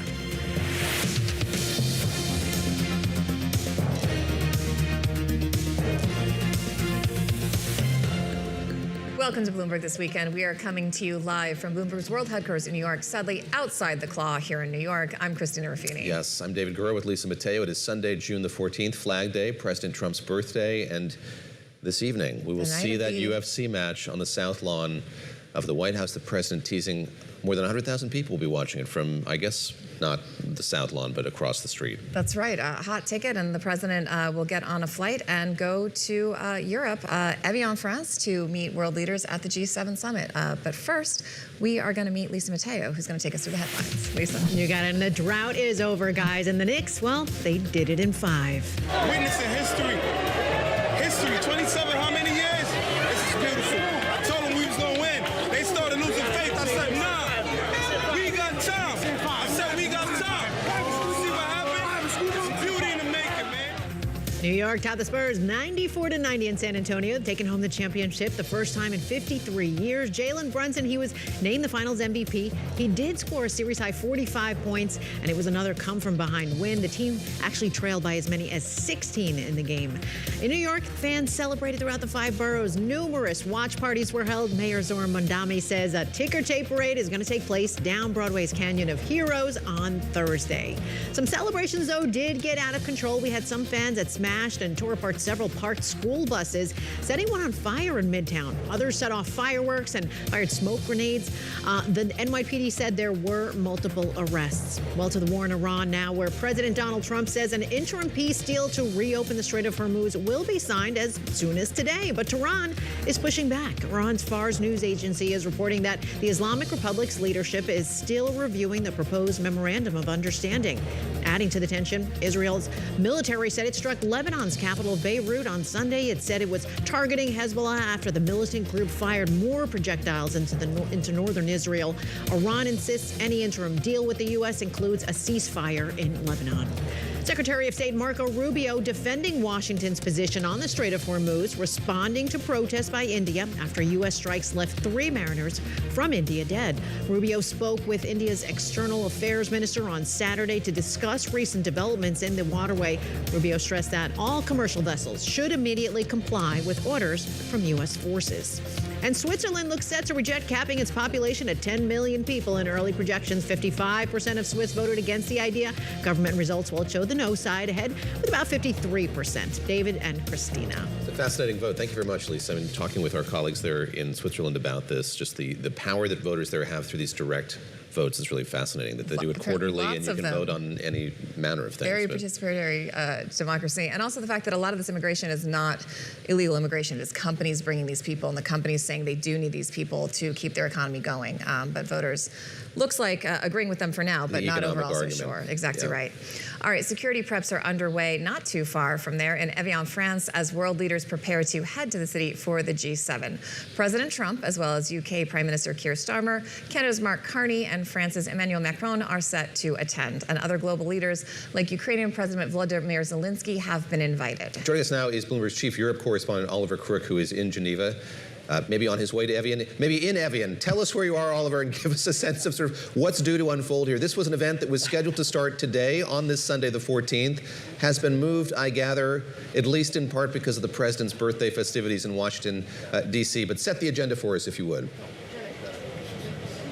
That's absolutely right, David. Yeah, we're here just outside of Evian, waiting for all the leaders to come down here and sort of host this G7 meeting, which of course includes the sort of classic G7 countries, including the European Union, but has a host of other nations also attending. You have South Korea, you have Kenya, you have Egypt, Qatar, UAE, a number of different countries coming down. And really, obviously, the main topic of conversation is going to be here, is going to be the main topic of conversation that's been all across the world for the last few months, and that is the war in Iran. Will there not be a deal? What form will this deal be? But of course, there are a number of people who will be attending this meeting, including the Qataris and the UAE, who actually will have a very prominent place in the architecture that will come after this deal is struck and what the future looks like going forward. And as you mentioned there, this summit was meant to start a day earlier. What we understand is it was delayed by the absence of President Donald Trump, the UFC fight, his birthday in Washington, D.C. today, which tells you a lot about the relationship with Donald Trump that the Europeans have been dealing with for the last year and a half. And I think it's very interesting when you think about the last trip that the President of the United States had had here in Europe.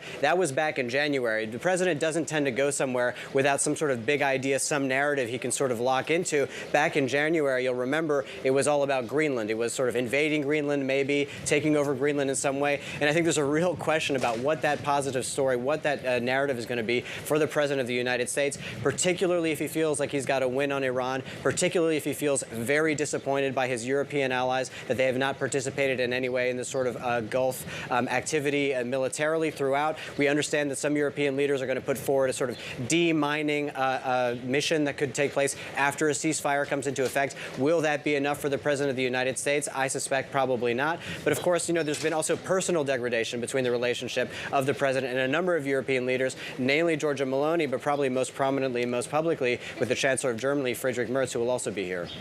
I was going to ask you about those relationships, because not only do you have the president's remarks regarding the war in Iran, at some of these other global summits, you've also seen some of these European and Canadian leaders break ranks a little bit from what we were talking with our colleague Hugo Miller about, was this policy for a while of appeasement and just trying to get along with Trump and really kind of standing up. You have this Mark Carney, what people called his Love Actually Davos moment. You have some pretty strong remarks from Merz saying he's basically being played by the Iranians.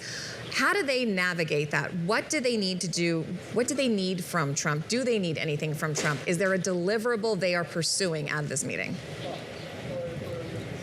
They still need quite a bit from President Donald Trump. So as much as there has been a bit of pushback, and I think a lot of the pushback hasn't been that public, I think Friedrich Merz sort of broke ranks, perhaps ill-advisedly in the end, by criticizing very publicly the President of the United States. But I think the other leaders have been sort of quiet about their criticism. With Giorgia Meloni, she sort of had to push back when Trump was sort of criticizing the Pope.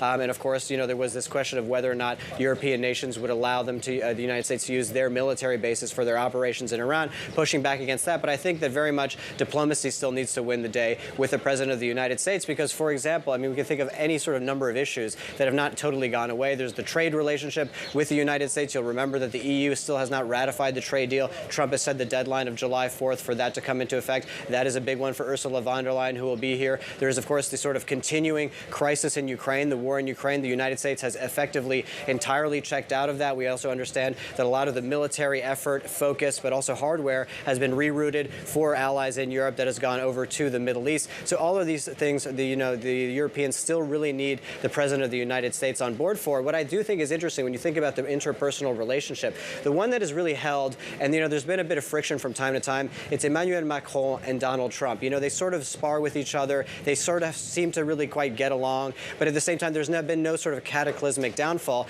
And really, I think Emmanuel Macron understands Donald Trump in some ways a lot better than some of these other leaders, and he's also won this one-on-one bilat, this dinner in Versailles, which I think has proven pretty irresistible for the President of the United States to accept, and that'll be at the very end of the summit. This will wrap up here, and then Trump will head over to Versailles for that dinner with Emmanuel Macron before heading back to Washington, D.C. Ollie, folks know you from your work in London, Brussels, across Europe. I know you as a native son of Brooklyn, and I just want to check in with you lastly before we go, see how you're feeling, how your Knicks fever, your case of Knicks fever is on this Sunday morning. Yeah, absolutely. Listen, I even tried to get it. I wrote the Brussels newsletter a little bit earlier in the week. I tried to get the Knicks some highlight in there, that comeback that they had, that 29-point comeback. Unfortunately, the editors had the good taste and the wisdom to axe that from it. But we're all very pleased here as New Yorkers and really across the world. Dubious move by your editors. That's enough, you two. All right, Oliver Crook, thank you very much. We'll count on your coverage over the course of the week again from Evian in France. All right, joining us now is Democratic Congressman Johnny Oshowski. Johnny O, as David Gura likes to call you, and is apparently an acceptable thing and news anchors are allowed to call an elected representative. He serves on the Foreign Affairs and Small Business Committees. Sir, thank you for joining us. I just want to ask you, I'm hoping you're getting more information than we are about what is in this MOU. Are you getting any more information, and could you share any of it with us this morning?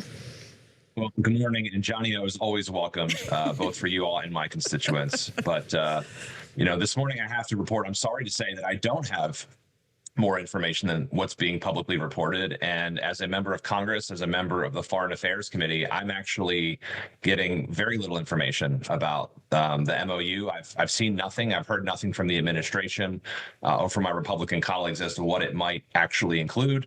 This is now the 40th time, though, the president has announced a deal or a deal for a deal. So you can color me skeptical that we might actually get this done. I'm really worried when I see that Iran is questioning whether or not the deal is finalized or when they're going to sign it. So unfortunately, I don't have any information I can share that's not already been publicly reported by you and others. We see the president upset with comparisons to the JCPOA. I want to look at the other side of that coin, and I wonder if you, as a Democratic congressman, are at all cheered by the fact that what might be agreed to here is something that, at least in broad strokes, resembles that deal that was put in place by the Obama administration. Absolutely. Look, the JCPOA was not perfect, but it certainly put constraints on the Iranian nuclear program. And it would be a really big shame to go through all of this process of having prices up at the gas station, the grocery store, having lost service members, and having spent tens of billions of dollars to not have something as good, if not stronger, than what we already had with the JCPOA. We got to remember that President Trump came in, tore up that agreement, which actually accelerated the nuclear program in Iran that led to this moment. So I obviously want to see a deal. I don't want to see Iran become a nuclear capable country. And so obviously whatever deal we do have has to have constraints around those nuclear ambitions. The president is heading after this spectacle. We'll go with 80th birthday party. 80th birthday party, Yeah. cage match on the South Lawn. He will then head to the G7 in Evian. It's a tense time with European leaders, and this comes on some reports, especially in the New York Times, about the U.S. pulling assets out of Europe. The Times is reporting this includes, in addition to those troop movements that we've heard coming out of Germany, they're reducing F-16, F-15E fighters, maritime reconnaissance aircrafts, and missile-launching submarines from the region. Do we know why that's happening, and are you concerned about U.S. pulling out of European security, or is the president right and Europe should be doing more to protect itself? I think both things can be true at the same time. Europe and other countries around the world obviously should be investing more in their national defense. And I see a lot of our allies are doing exactly that. So I think in light of that, we should be strengthening our resolve with our partners. We have to remember that in 9/11 was the only time the mutual aid defense clause of NATO was invoked, and those allies came to our defense and aid when we were in our biggest moment of need. So I actually think that we should continue to push these allies to invest more in their defense spending and their capabilities, but that should not come at the expense of our partnership and being a presence alongside those allies. Can I ask you a kind of off-the-wall question here? I know you represent the 2nd District, and that includes Baltimore County, part of Baltimore City, and we've talked so much about the Strait of Hormuz and the difficulties that that's placed on global shipping. I know Baltimore to be a massive port in this country, and I'm wondering what you're hearing from your constituents just about the ripple effects of that prolonged closure that we've seen over the last 100-plus days, how that's affecting business in your neck of the woods. Yeah, look, the Port of Baltimore has had record years, and I'm proud to represent the Baltimore area. Fortunately, we have not seen significant impacts in terms of that kind of maritime traffic. But what I can say is my constituents, like Americans across this country, are being absolutely crushed at the pump. They're seeing increases at the grocery store through things like fertilizer. They know that we've spent tens of billions of dollars. You know, Congress and my Republican colleagues couldn't find a way to fund the healthcare tax credits, but we could spend tens of billions of dollars with no problem for a war. We have billions of dollars for bombs. We have nothing for basics. And I think my constituents are frustrated that they see this war being exercised. We're not seeing a conclusion to it. It's as unpopular as both the Iraq War and the Vietnam War.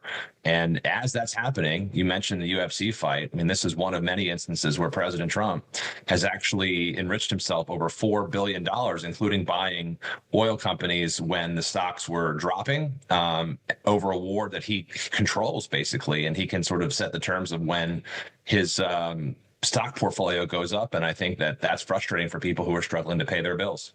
When you look at what the president says he's trying to get done quite quickly, you know, he wants to sign bites today, signaling from Tehran that that's not going to happen, but it could happen in the next couple of days. Although our colleague Josh Wingrove just talked to us from a very, very empty venue in Geneva, so not clear if this is happening on the ground.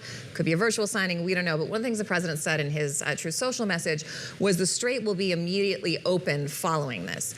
I want to get your take on that, because one of the things we've been talking a lot about here is being nominally open and functionally open are two separate things, and whether or not these shipping companies, these maritime officers and crews are going to be willing to take the risk to go back into this strait, given the unsureness and durability of this agreement, especially that it's got a second tranche and a whole second thing to be worked out 30, 60 days from now. Yeah, I think that's a very real concern that you raised there. And I don't want to speak for private business as to what decisions they'll make, what business decisions they will or won't make. Obviously, we want to see that traffic reopened, but this agreement is just getting us back to a place where the strait was open prior to the war. And if the agreement actually holds, we still have a long way to go in terms of conversations around sanctions, conversations around the Iranian nuclear program. And so I am going to hold my breath over this one, because I just, unfortunately, I've seen this president say things time and time again, not just about how short this war will be, but about lowering costs on day one, about releasing the Epstein files, about having Mexico build the wall. I mean, it's sort of been lie after lie. So it's hard to take the president at his word on any of this stuff. But again, I am rooting for success here. I want to see it as an American, but I just, given the president's track record, I'm having a hard time really buying into that this is going to come through this time, but I'm hoping it does. Got about a minute left. We're nearing the end of the Supreme Court term. About 20 other opinions we're waiting on here. You've put forward the Roe Act, suggesting there should be term limits on the justices. We heard Pete Buttigieg, former secretary, talking about that this week as well. Is it gathering steam as you see it, the movement to place those limits on these justices? Absolutely, and I welcome Secretary Buttigieg's support. I know Governor Beshear recently came out in favor of our proposal, and so we're really seeing not just national figures, but this is something overwhelmingly supported by Americans of all political variety. Over 75% of Democrats, Republicans, and independents support these term limits for justices. We're seeing these rulings that are undoing decades of precedents, while there are incredibly awful ethical lapses by our justices. I don't think our founders envisioned justices serving 25, 30 years. It was actually much less. Yes. And so this is a common sense reform I hope we all can get behind. Congressman, thank you very much. Johnny Shevsky joining us. Johnny O, as he's known again, David, to his friends, constituents, and news anchors. Thank you for your time. And the cage, as we've been talking about, set outside the White House. Our colleague Joe Matthew took a tour under the claw ahead of tonight's mixed martial arts event that is straight ahead. Bloomberg This Weekend on Bloomberg Television and Bloomberg Radio.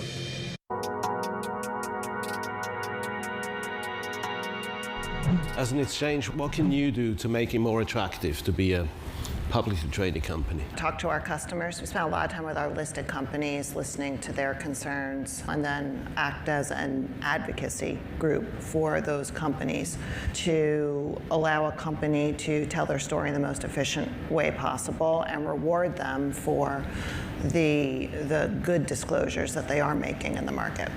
Is there any sort of financial innovation that you could drive to get more companies to list? Tokenization has come up. Well, we did announce our tokenization initiative earlier this year. We already built the technology, we've already done a variety of proof of concepts. It allows for instantaneous settlement 24/7, but it is going to be a platform that runs in parallel to our more traditional exchanges.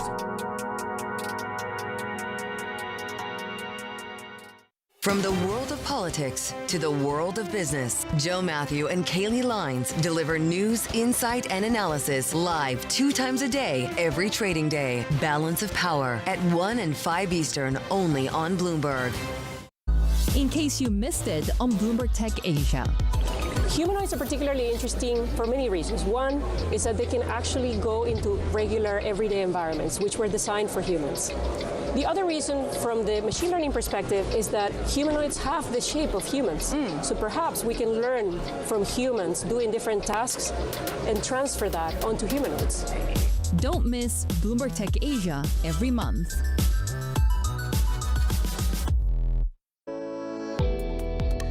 Anything we do in Africa is going to be more risky than the US. I think the approach we want to take is, how are we being compensated for that risk? And one of those is obviously going to be a valuation question. In our minds, valuation is a lot more attractive in Africa, even if we adjust for some of those Africa risks that a lot of Western investors see. So yes, in a lot of ways, you take some of those models that, as I said, might be more asset medium or asset heavy. There might be some more inherent risks. However, if we're saying we're adding some risk because of that kind of model, but we're now solving a core problem as opposed to maybe a nice to have solution in Africa, that might actually offset it. Where if you're solving something that people really absolutely need and can't live without, in a way that then that's a lot less risky. So again, we'd encourage investors to have a less binary view. In other words, the US isn't risky, Africa is risky. That's going to lead to a lot of complications down the road.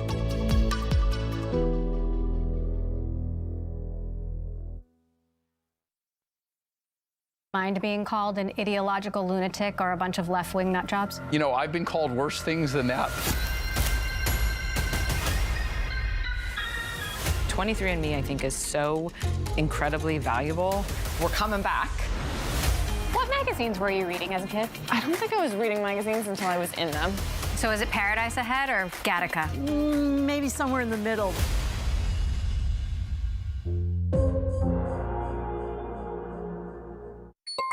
Asia is at the forefront of some of the world's biggest stories. And we're here, where the action starts in Sydney. And in Tokyo, get ahead as the global trading day begins. The Asia Trade, weekdays only on Bloomberg. Thank you for joining us live on Bloomberg This Weekend. I'm Lisa Mateo. Let's update you on today's top stories. Chevron CEO Mike Wirth says the company is open to expanding its Middle East footprint, despite the ongoing war in Iran.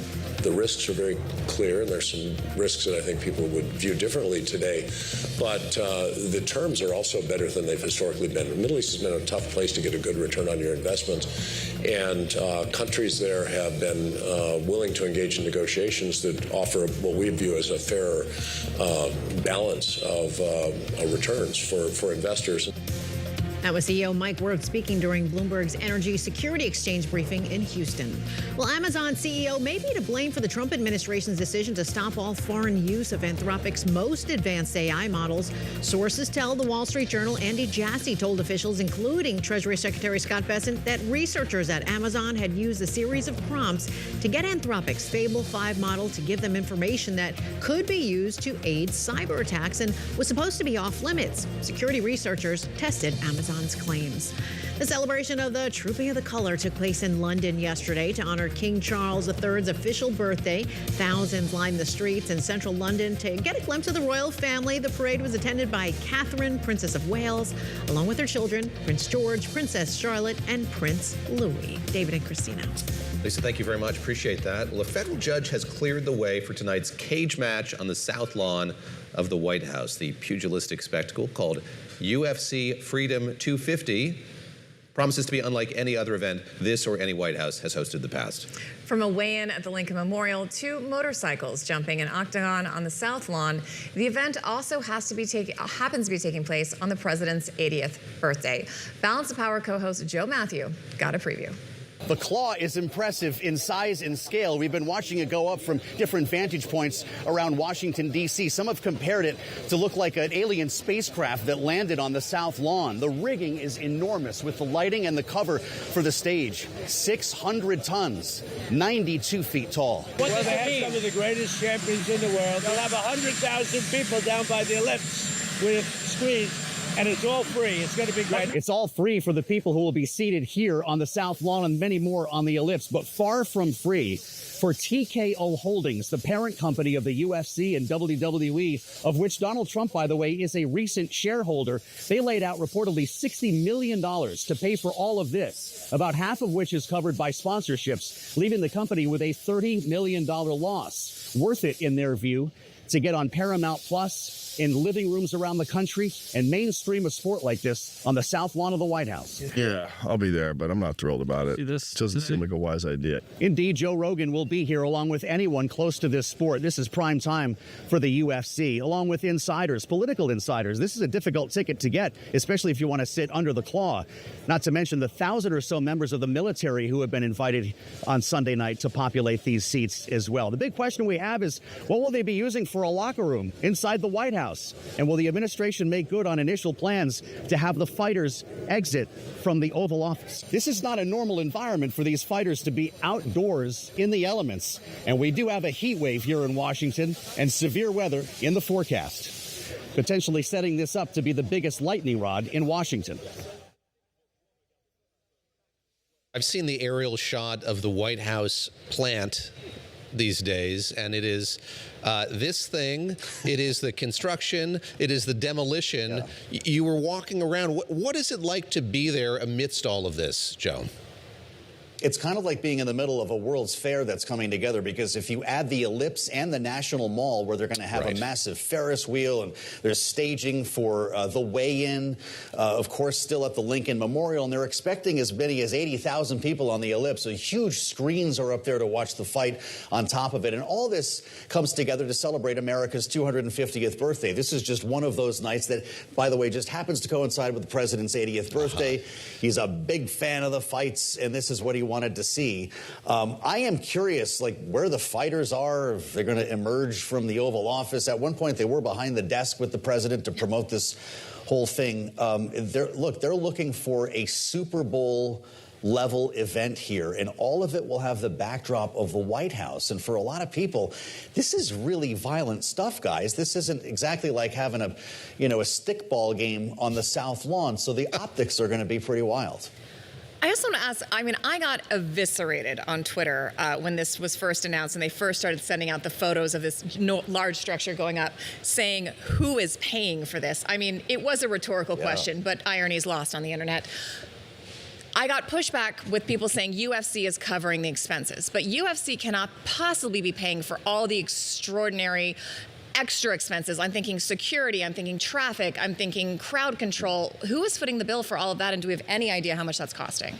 It's not cheap, and yes, the company that owns the UFC, as well as World Wrestling Entertainment, it's called TKO Group, run by Ari Emanuel. And by the way, just a couple of weeks ago, Donald Trump bought $50,000 worth of stock in TKO. Interesting. They dropped $60 million of their own money, and there are sponsors here. It says crypto.com all over the place if you walk underneath the canopy, and there are other sponsors as well. 30 million of which was reportedly covered by the sponsors. That means there's a $30 million loss for that company. Now, you guys understand the prospect of earned media. And imagine, they've got a deal now with Paramount Skydance. This is going to be streamed on Paramount Plus. This is promotion that you simply cannot buy. They decided that it was worth it to them, and they have been paying a fortune not only to have this built, shipped over across the ocean and set up on the South Lawn, but they are paying for pretty much all of the accommodations, and they even control the credentialing tonight.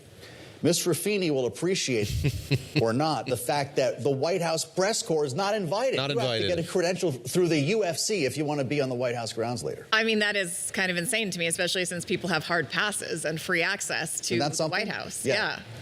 Not welcome. Only the pool will be allowed to be there. The president, I gather, has mused about maybe keeping this structure on the South Lawn going forward. Speak to that if you would. Yes, he's re-envisioning what the White House footprint is going to look like, Joe. We think of what's been on the South Lawn in the past. Picnics for members of Congress and their families, for instance. This is a Easter egg roll. This is a radical reimagining of what the White House could be. Not to mention the departure point for the president. I mean, he wanted a helipad out there. That's where the helicopter comes to pick him up.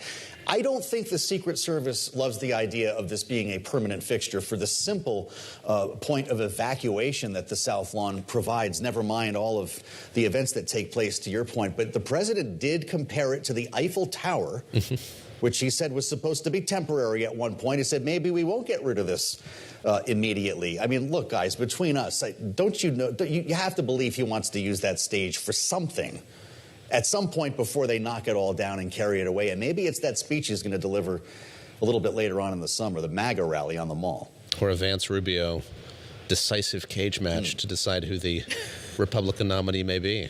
I mean, they're having a rhetorical one. By the way, did you hear They could about have the a physical motorcycle? one. They're going to have a motorcycle jump over the octagon. This is one of the things that we like Evel Knievel? There's this stunt guy. Yeah, exactly. He's going to do a backflip. He's a friend of Dana White, Travis somebody. I have to look it up. But they're going to be setting up a ramp just as the final accoutrement here on the South Lawn, guys. I hope you can come for it. Are you going to watch this? You going to watch this match, Joe? Well, the match might be a little. I'm not a UFC guy. Okay. I'm a baby. I don't have the stomach for this, but I do have to see what the optics are like. I want to see the production values. I want to see how the fighters come out. How does this all work? Who's going to attend? Because not everybody wants to be photographed out there. Those could be tough optics come Monday morning.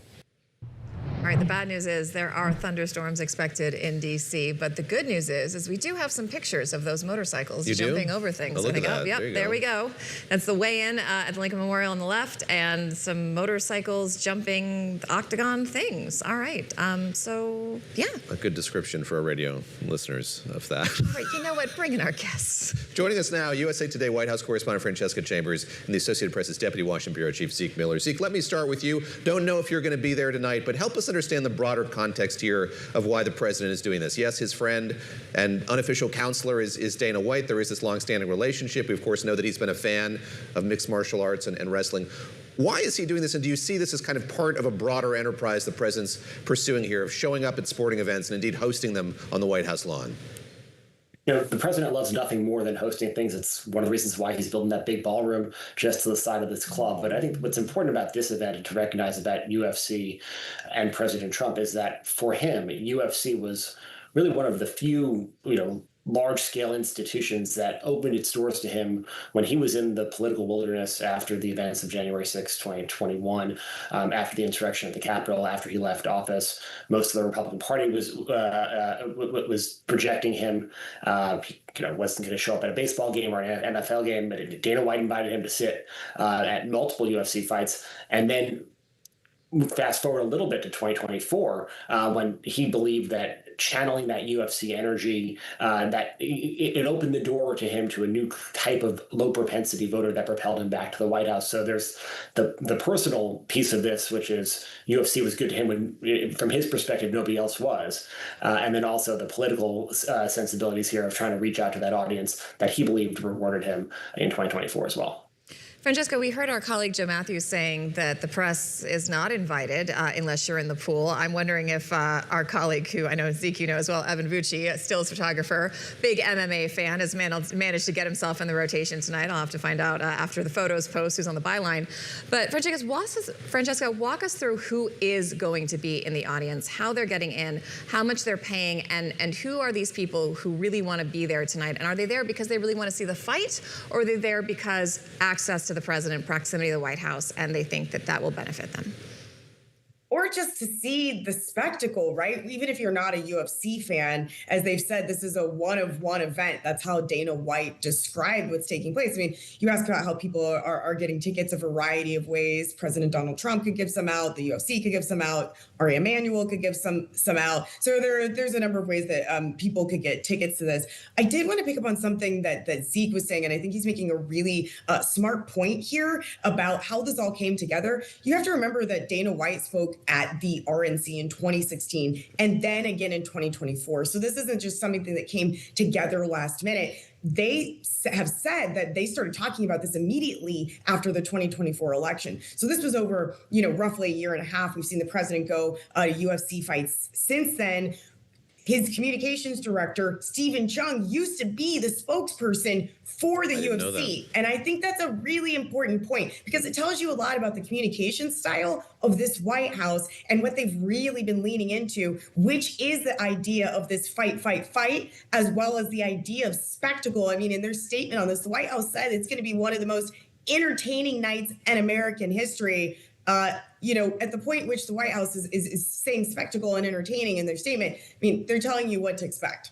That's an interesting point, Francesca. I didn't know that either, and that does explain a little bit some of the rhetoric we saw coming out of Stephen Chung, especially when they were announcing that second round of Iran nuclear negations, where he was throwing F-bombs at people over Twitter from his official. Known for his kind of pugilistic tweets and statements. That is fascinating. You guys are going to stay with us. We're going to come back and talk a bit more about foreign policy here in just a moment. Of course, President Trump, after this cage match, traveling to the G7.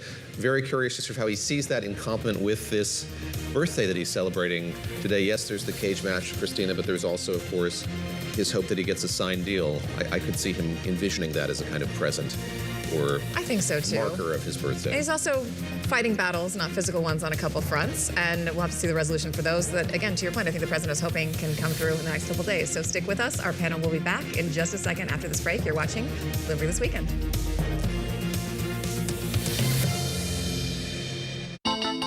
The countdown is on.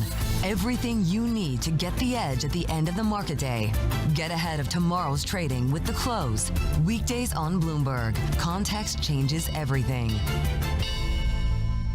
Wednesday, the Fed decides. America's future will truly be unlimited with Kevin at the helm. To fulfill this mission, I will lead a reform-oriented Federal Reserve. If the Fed chair chooses not to speak, you're basically outsourcing forward guidance to everyone else. Trust Bloomberg to bring you the fastest coverage and exclusive analysis. What is the worst Fed's response mechanism to inflation? And what does it mean for the dynamics of the American fixed income market? Tune in to Bloomberg Surveillance. The Fed decides, starting at 1:30 p.m. Eastern.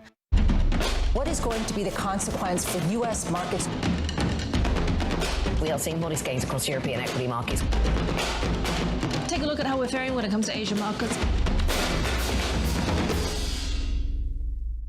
At 9:30 a.m., the market tells you what it's really thinking. We beat the drum to the opening bell. With deep analysis of the forces driving the price action. Focusing investors on what really matters. Where the money flows, which markets are changing. Conversations with players shaping the narrative. Innovative growth companies gravitate to NASDAQ. It's not just like, let's buy the Mag 7 or AI. That's a really compelling story. This is where your trading day begins. And this is open interest. Only on Bloomberg. In case you missed it on Bloomberg Insight. When they say fair taxes, fair share, what do they mean? Like, I agree with the fact, if it were up to me, I saw Jeff Bezos, who I love, swashbuckling, I don't think the lower people making under a certain amount have to pay any taxes at all. And that's what people seem to want. They think that somehow being anti-business is going to help a city. It's not. So we all want to pay fair taxes. That's not the point. New York's booming, so you're not going to see it in this year's taxes, but a lot of people are paying billions of dollars taxes left. Why do you want that? How does that help the lower paid person in New York? So what do you make of the beef Mamdani has with Ken Griffin? I mean, there's been a lot of pushback as well from... My view is, I think vilifying people, simplifying arguments, even if you think it's politically, is a bad idea. And I think he probably realizes that was a bad idea. It's probably why he's seen a bunch of us now. Don't miss Bloomberg Insight live weekdays. Key investors, top executives, global innovators. Join me for in-depth conversations with the biggest newsmakers on the day's top stories. Insight with Haslinda Amin, only on Bloomberg. Every weekday, Bloomberg puts the spotlight on a different aspect of global finance. Flows, funds, and the forces shaping markets on ETF IQ. The future of money with Bloomberg Crypto. The players behind major transactions on Bloomberg Deals. Rates, risk, and the cost of capital on Bloomberg Real Yield. And personal finance, retirement, and wealth management on Bloomberg Money. A different topic every weekday, only on Bloomberg Television.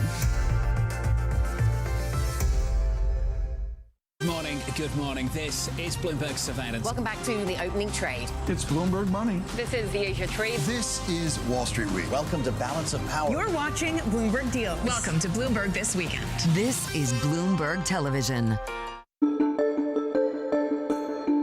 What was it like starting all over again? One day you're in a big company, with a big parent, and then you have to start all over again. You know, it was really exciting and invigorating. I felt like a young kid again when I started Jones Road. And right before we launched, I definitely had a sudden emotion of saying, uh-oh, what if I'm a one-hit wonder? I was a little scared, but then I just threw it up into the wind and went for it. Jones Road, where'd that name come from? Well, I sold the rights to Bobby Brown to Estee Lauder when we sold the company, so I couldn't use it again. So we needed a name because I wanted to launch Jones Road the day my 25-year non-compete was up. I needed a name, and I didn't have one. And I was driving to the Hamptons with my husband. My head was down on Waze, and I looked down, I saw Jones Road, and I said, Jones Road Beauty. He said, I like it. And that's how it became Jones Road. In case you missed it on Bloomberg Surveillance. It used to be so mean back in the 90s. It was brutal. We would never brutal. We were cheap and mean. Now we're just cheap and cheerful. Ryanair will continue to dominate the short-haul space in Europe because we have much lower fares and much lower costs. The problem for the last 20 years in the States is there's really been no low-cost carriers anymore. If you had a real low-fare carrier here in the States, as Ryanair is in the US, there would still be very strong demand. Don't miss Bloomberg Surveillance live every weekday. All right, the eve of the G7, let's talk foreign policy. Back with us, USA Today White House correspondent Francesca Chambers and the Associated Press's Deputy Washington Bureau Chief Zeke Miller. Francesca, let me start with you. You had an opportunity to talk to Vice President J.D. Vance recently. Robert Costa of CBS News did as well. And something that came up in their conversation, perhaps came up in yours as well, is the relationship that the U.S. has with Israel right now, in particular the relationship between President Trump and Prime Minister Netanyahu. Let's take a little listen to what the Vice President had to say about the state of that relationship. What I've seen with the Prime Minister is that he aggressively asserts the interests of his country. Sometimes that means we're on the same page, and sometimes it means that we're not. And I think that our job as an administration, and certainly what the president has done, has been very clear about what is in our best interest. We have to fundamentally be focused on what is in the United States' best interest. So they've been a great partner in a lot of ways, but we also have to focus on what is in America's best interest. And where that diverges, we unfortunately, for the Israelis, have to choose the side of the American people, which we always do. Where that diverges, Francesca, let me pick up on that and have you talk about sort of the state of that relationship when it comes to this memo of understanding that we're waiting to see, that we've heard the back and forth about what might be in it, what might not be in it. We do know that Israel is very much on the margins of these talks that are happening by proxy. Your sense of the status of that relationship, if you would. Yeah, I didn't get a chance to follow with the vice president those comments because I actually spoke to him before CBS, before he spoke to CBS about that. But with respect to how the U.S. has talked about the relationship with Netanyahu in the last few days related to this memorandum of understanding, it's notable that U.S. officials are saying that, the U.S., the president will meet separately with some of these Middle Eastern leaders, Arab nations, while he is in Europe at the Group of Seven summit. Clearly, as the vice president is saying, making a difference between the United States relationship with Israel as well as its individual relationships with other Arab nations it's been working with to try and get a deal here, a longer term deal with Iran. Another thing that's really, stood out to me in these conversations about this is that previously, we've heard U.S. officials say that, Lebanon will be part of this broader deal. Middle East peace will be a part of this deal, too. But then you see Israel again striking inside of Lebanon today. And so how much the United States can make sure that this applies directly to Israel and get Israel to abide by whatever agreement that it gets with Iran will be something to focus on, assuming this all comes together. And Zeke, the war, of course, ties back to what people inside the White House, especially we talk a lot here about Chief of Staff Susie Wiles and the issues she wants the president to focus on, which are kitchen table issues. And the longer this war goes on, the longer those oil prices are likely to have secondary impacts on just the economy overall. We've had a new Reuters Ipsos poll out this week that found that less than a quarter of Americans approve of how Trump is managing cost of living issues. It seems like a long time and also no time at all until the midterms. Does the president, if this deal is signed and the Strait, let's say, opens functionally within the next week, do you think that gives the president enough time to turn this around until the midterms? Or realistically, is that a very contracted timeline to see the impact of any deal that's reached in the next couple of weeks? It's certainly helpful for him politically if he were to reach some sort of agreement. This war has become a bit of a political albatross, undercutting so much of what he sold to voters in 2024 when he sent him back to the White House, not starting more foreign wars, focusing on those kitchen table issues, on the economy. And we're seeing inflation where it is. We're seeing sort of overall concerns about the macroeconomic environment, the secondary effects of the closing of the Strait of Hormuz. So all of that would be beneficial to the president. The question is, timing-wise, how quickly do people feel the difference? Has this been one of those moments that, it's not about the facts of the matter for voters. It's sort of the emotional resonance for voters of the president who they feel maybe if they feel betrayed right now, by the president, that prices are up, that there's a war that the president sort of instigated in the Middle East. They're not necessarily going to forget that, even if prices do come down between now and November. That said, if voters are just purely looking at the dollars and cents at the grocery store or at the gasoline pump, and those prices do come down significantly enough, the president can take some credit for that. So a little bit depends on just how the nature of the sort of pain that voters are and frustration voters are having with the president. Is it just economic, or is this broader loss of confidence and the sense of potentially betrayal that the president sold them one thing and did another when he was in office? That's a lot harder thing for a president to overcome in such a short amount of time. Francesca, last question to you, just about your conversation again with the vice president. We talk a lot about sort of who has the president's ear, particularly when it comes to negotiations with Iran. Of course, Steve Witkoff and Jared Kushner have been running point on this from time to time. We saw J.D. Vance go to Islamabad, of course. I wonder what insight you gleaned from him just about that and his level of influence more broadly. I'll quote a little bit from what he said to you in your interview. He said, if this diplomacy ultimately falls apart, then the president has further tools at his disposal. But so long as we keep this thing anchored to the core mission, prevent Iran from having a nuclear weapon, it's not going to become a quagmire. Your sense, coming out of that interview, of the role that he is playing here in this kind of broader group of advisors the president has today?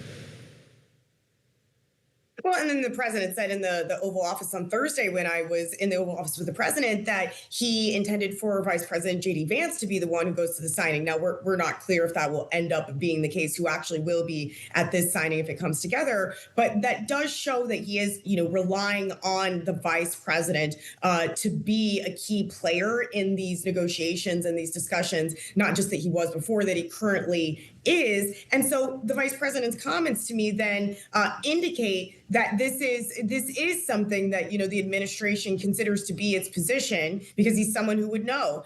Whether or not it becomes a quote unquote quagmire, though, as he said, right? I mean, we don't know how long between the memorandum of understanding and when an actual deal would come together. The deal itself would be where they're discussing this enriched uranium and how you actually get it out of Iran, and a longer term peace for the Middle East, as they're saying, would be part of this agreement as well. So there's so many other issues that would still need to be negotiated. And of course, this is all set against the backdrop of the vice president himself as a potential 2028 presidential candidate. So he certainly has a lot to lose if this doesn't go his way. All right, Francesca Chambers of USA Today and Zeke Miller of the Associated Press, thank you both for joining us on a Sunday. We appreciate you. Great to talk to you. There is no shortage of great novels about business. Just last year, Drayton and Mackenzie by Alexander Sterrett was 2025 Bloomberg Book of the Year. The author describes it as an optimistic story about two high-achieving friends who start a clean energy company together. All right, it got good reviews, but Sterrett was surprised by some critics who called it, quote, a scathing critique of late-stage capitalism and a nuanced satire on the contemporary financial world. He says that wasn't the point. In a New Weekend essay, he argues that culture and commerce are talking past each other, and there are many people primed to see capitalists as the bad guys. We asked him why. When you look at novels and when you look at how business people and capitalism is portrayed, it's very seldom the hero of the story. Why do you think it lends itself to being the antagonist or the villain in a lot of art, but especially in novel or in written form? Yeah. Well, I mean, it's changed a lot. In the 19th century, the kind of heyday of the business novel, you had people like Dickens writing a book about succession problems in a shipping firm, or Balzac in The Human Comedy, who wrote a lot about the paper industry. And I think this sort of axiomatic antagonism or suspicion towards business is a relatively recent phenomenon. And I think it's something that Thomas Piketty, the economist, describes well. He talks about the divide between what he calls the merchant right and the Brahmin left in our elite politics. And I think since the 1970s, that's very attestable, that there's been that sort of cultural divide among our elites. I think there are also some kind of more contingent reasons why literary fiction is so antithetical to business. One of which is that most writers hate having a job and have never really had one. And when I was writing this book, I thought I was trying to write about what's important in people's lives. And I was looking at the lives of the people around me, and I thought, You know, so much of it is work. So much of our sense of identity comes from what we do all day. And that's so rarely reflected in the novel. You can read Alexander's piece at Bloomberg.com and check out Bloomberg's On Books newsletter on the website as well. I'm very excited for that. All right, up next, the luxury gift guide to Father's Day. If you're in the market for some fun gifts, including a very controversial pepper mill, well, we've got you covered. Stick around. You can take us with you no matter where you go. You can watch us on Bloomberg Television, listen on Bloomberg Radio, stream the show live on the Bloomberg Business app or at Bloomberg.com. Wherever you are, we're there too. It's Bloomberg This Weekend. Potentially with a pepper mill. Yeah, maybe.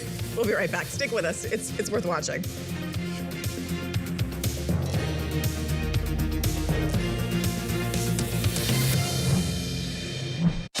In case you missed it on Bloomberg Surveillance.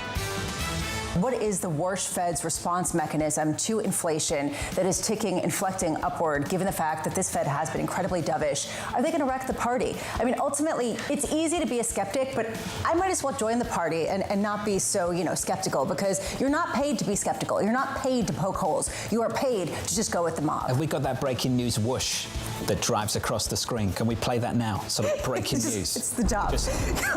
Come on.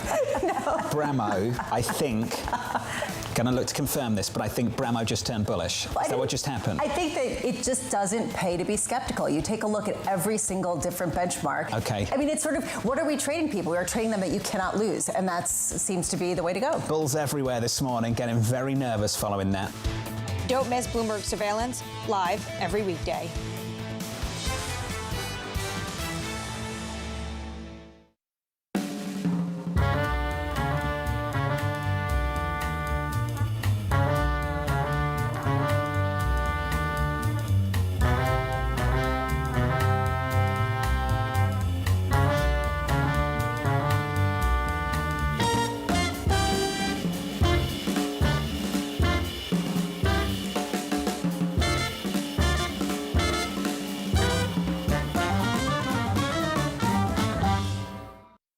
In case you missed it on the opening trade. We're holding our breath, and our economists put it very nicely in their recent research note. They're saying, for now, you got the support of tax refunds, so you had the fiscal support. This is running out right now. The real test for the consumer starts here. How long are you going to hold your breath for? I'm holding my breath in two different ways. The first question is complicated. Unpleasant. Well, that's what you have to do as a market strategist. It's unpleasant, complicated, but also exciting, I would say. So we're holding our breath and saying, are you going to reopen that strait? Then secondly, if you don't reopen it, how long can you keep running down oil inventories to make up the shortfall? The equity market's pricing 90%. Prediction markets are saying it's a 30% probability that you reopen it by the end of June. And then if you don't get these supplies back soon, then within the next 3 months, you should start to see macro weakness, not just in Europe, not just in China, but also in the US. Don't miss the opening trade, live every weekday. People ask me all the time, what is the key to being a really good investor? And I tell them it's to surround yourself with and work with the best investors you can find. On Bloomberg Wealth, I'm going to take you to meet the greatest investors in the world, the people that I would like to have managing my money. Stepping onto the stage of a major opera house in front of 3,000 or 4,000 people is probably the most acute pressure I've ever felt in my life. Managing the Stanford Endowment, the consequences are a lot bigger.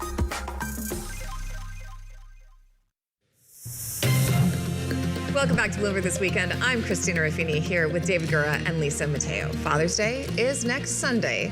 So what do you get the dad in your life who has everything? We spoke with Chris Rausser, Bloomberg Pursuit's global luxury editor, to find out what he thinks makes a unique Father's Day gift. As a dad now, I think most people don't get Father's Day gifts, but which is why for our gift guide, I wanted to keep it sort of reasonable in terms of price, sort of an approachable, useful tool. But for me, when I was little and I was trying to think of what to get for my dad for Father's Day, we thought like, okay, what is the most precious thing in the world to him? Like, what does he always reach for? his handkerchief. This was before cell phones, where now, like, if aliens came to Earth, they would be like, what is the most precious thing on Earth? Ooh, a cell phone. Like, this was like my dad was always reaching for. It was very useful. So every year we got him like colorful bandanas, and it became like a little tradition. And we were with him every time he sneezed. And like when we were like a little part of his life when he wasn't around. So this year for the gift guide, I was trying to think, all right, what are other gifts that are like that? That's very cute. I like this because it does feel kind of obligatory sometimes, and you just reach for like a tie or socks or things like that. Yeah.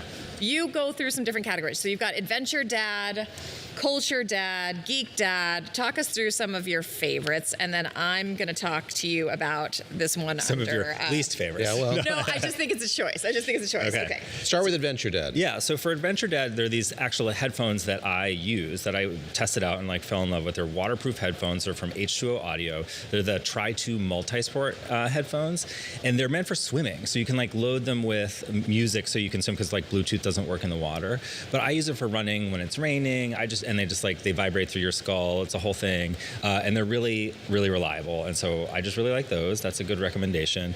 And then I recommend this Nomad Apple Watch strap, because like, you know, sometimes the Apple Watch strap can get dirty, or it just like doesn't look that like rugged. And you can get one. Sorry, what was that? It's rugged. Okay, gotcha. And then you can get one that actually looks kind of cool, and your dad can take in the pool or take wherever, and it just sort of upgrades something that he never really thought about before. Culture Dad. The $8,000 turntable is on here, but under the aegis of affordable options under Culture Dad. Yeah, well, sometimes what do you need a reach. Sure. Sometimes, yes. So Macintosh is like an incredible audio company, and we love writing about their stuff. And I was like, well, if we did something that was really a reach, something that was kind of a treasure, they have this turntable, which is like really plug and play. It can be analog, it can be digital. People love them. So that's not for me, Culture Dad, but like for music, Culture Dad, that's good. Okay, Kitchen Dad. Here we go. Brace yourselves for the pushback. Welcome on demand. Okay. A Man Kitchen pepper cannon. Mon Kitchen pepper cannon. This is a $200 pepper grinder. Sir. I will defend this choice to the death. I also feel like, just to interject quickly here, that's at the low end for a pepper mill. Having gotten married, having done a registry, I feel like pepper mills are more expensive than you'd think they would be. Yeah, we did not register for crystal pepper mills at my wedding, I'm sure that was great for you. The Mon Kitchen. You know the one from the grocery store grinds, and it's like $6, right? Yeah, how's that doing for you? How long has that lasted? Yeah. What happened when you ran out of pepper? She's got a case of Morton's ready. The Mon Kitchen. I hate you both. It's not a pepper grinder; it's a pepper cannon. What does that mean? And it has this. It's like has this like cantilevered spinny top, which is weighted, so you just like spin it, and it just fires out pepper grounds. I'm assuming you own this. I own it. Well, we wrote about it in Pursuits in Business Week, and then the guy who wrote about it was like, "This is actually so incredible," and so I bought one for my husband as a gift, and we use it all the time. It's the most popular item in our kitchen. It grinds so many more grounds than the other. It's very easy to spin. It produces a high volume. It's really good. Well, if we move from that to Geek Dad, I suppose there could be some overlap in the Venn diagram of the two things. Geek Dad, who is Geek Dad? Our interpretation of Geek Dad is very broad. So, like, Geek Dad could be like a Dungeons and Dragons dad, Indeed. which I have been at times. Is that true? Oh, yeah. Okay, we're going to circle back to that. Wait a minute, I love that. Okay, we're going back to that. But yeah, I can tell you where to go in Queens to play a good game. All right. And then it could also be like a tech dad kind of thing. So we always recommend for people, if you're at a loss for what to get somebody, go to the MoMA Design Store, online or in person. Incredible gifts. And so there's a great laser pointer that they have which is like great if you're sitting in your room if you want to redesign it. It sort of measures everything out, and then it'll create a digital version of the room for you, so you can sort of figure it out using AI. Okay, real quick, Sports Dad, what's your favorite? Sports Dad. Oh, there's a couple things in Sports Dad that were not my ideas that I was surprised by. Tennis ball subscription. So one of the tennis players, dads that I talked to, was like a subscription for tennis balls, because they come once a month or whatever. Yeah. It's like $36 for 12 cans. And I was like, but you just use tennis balls until they're done. And they were like, oh no, are you kidding me? No. You use a new can for every game. Cycling glasses, which is something I have biked across the United States, and I wore a regular pair of like plastic sunglasses. But apparently there's very good ones that are not that expensive, that go great to day to night, no bars in the vision, so you can see really well. And that was not something that I had ever thought about. But of course, if I was a regular cyclist, I would want them. We'll have you back to talk D&D and this epic bike trip across the country, which I do want to know more about as well. Yeah. Happy Father's Day. Thank you, Chris. Thank you. Happy Father's Day to you as well. Thank you. Great to talk to him. We'll see. I have to get my dad something. It's also his birthday today. I should say happy birthday. Oh, he and Donald Trump sharing a birthday, which I hadn't put together, but... How much did you spend on your pepper grinder? Well, it was on my registry, but I think it was like $100, which still seems substantial. That seems like still a lot. works though. I think Lisa's on my team. Like, buy the one from the grocery store, call it a day. I know you're the one that like the handmade kids gifts. Yes, do you see the handmade like cards? Yeah, See? it's nice to have. Aw, doesn't cost a Father's Day thing. card and crayon. For myself? Yes, the saddest Father's Day gift for myself. No, for my dad. I see what you're saying. Sorry. That is what I meant. But, it's been a long weekend here. Before we go, I hear we have a photograph of Brutus to show the audience. We do. We referenced this at the start of the Brutus. store. He was all decked out, and I fell asleep at the game. I spent $35 on that little pennant for that.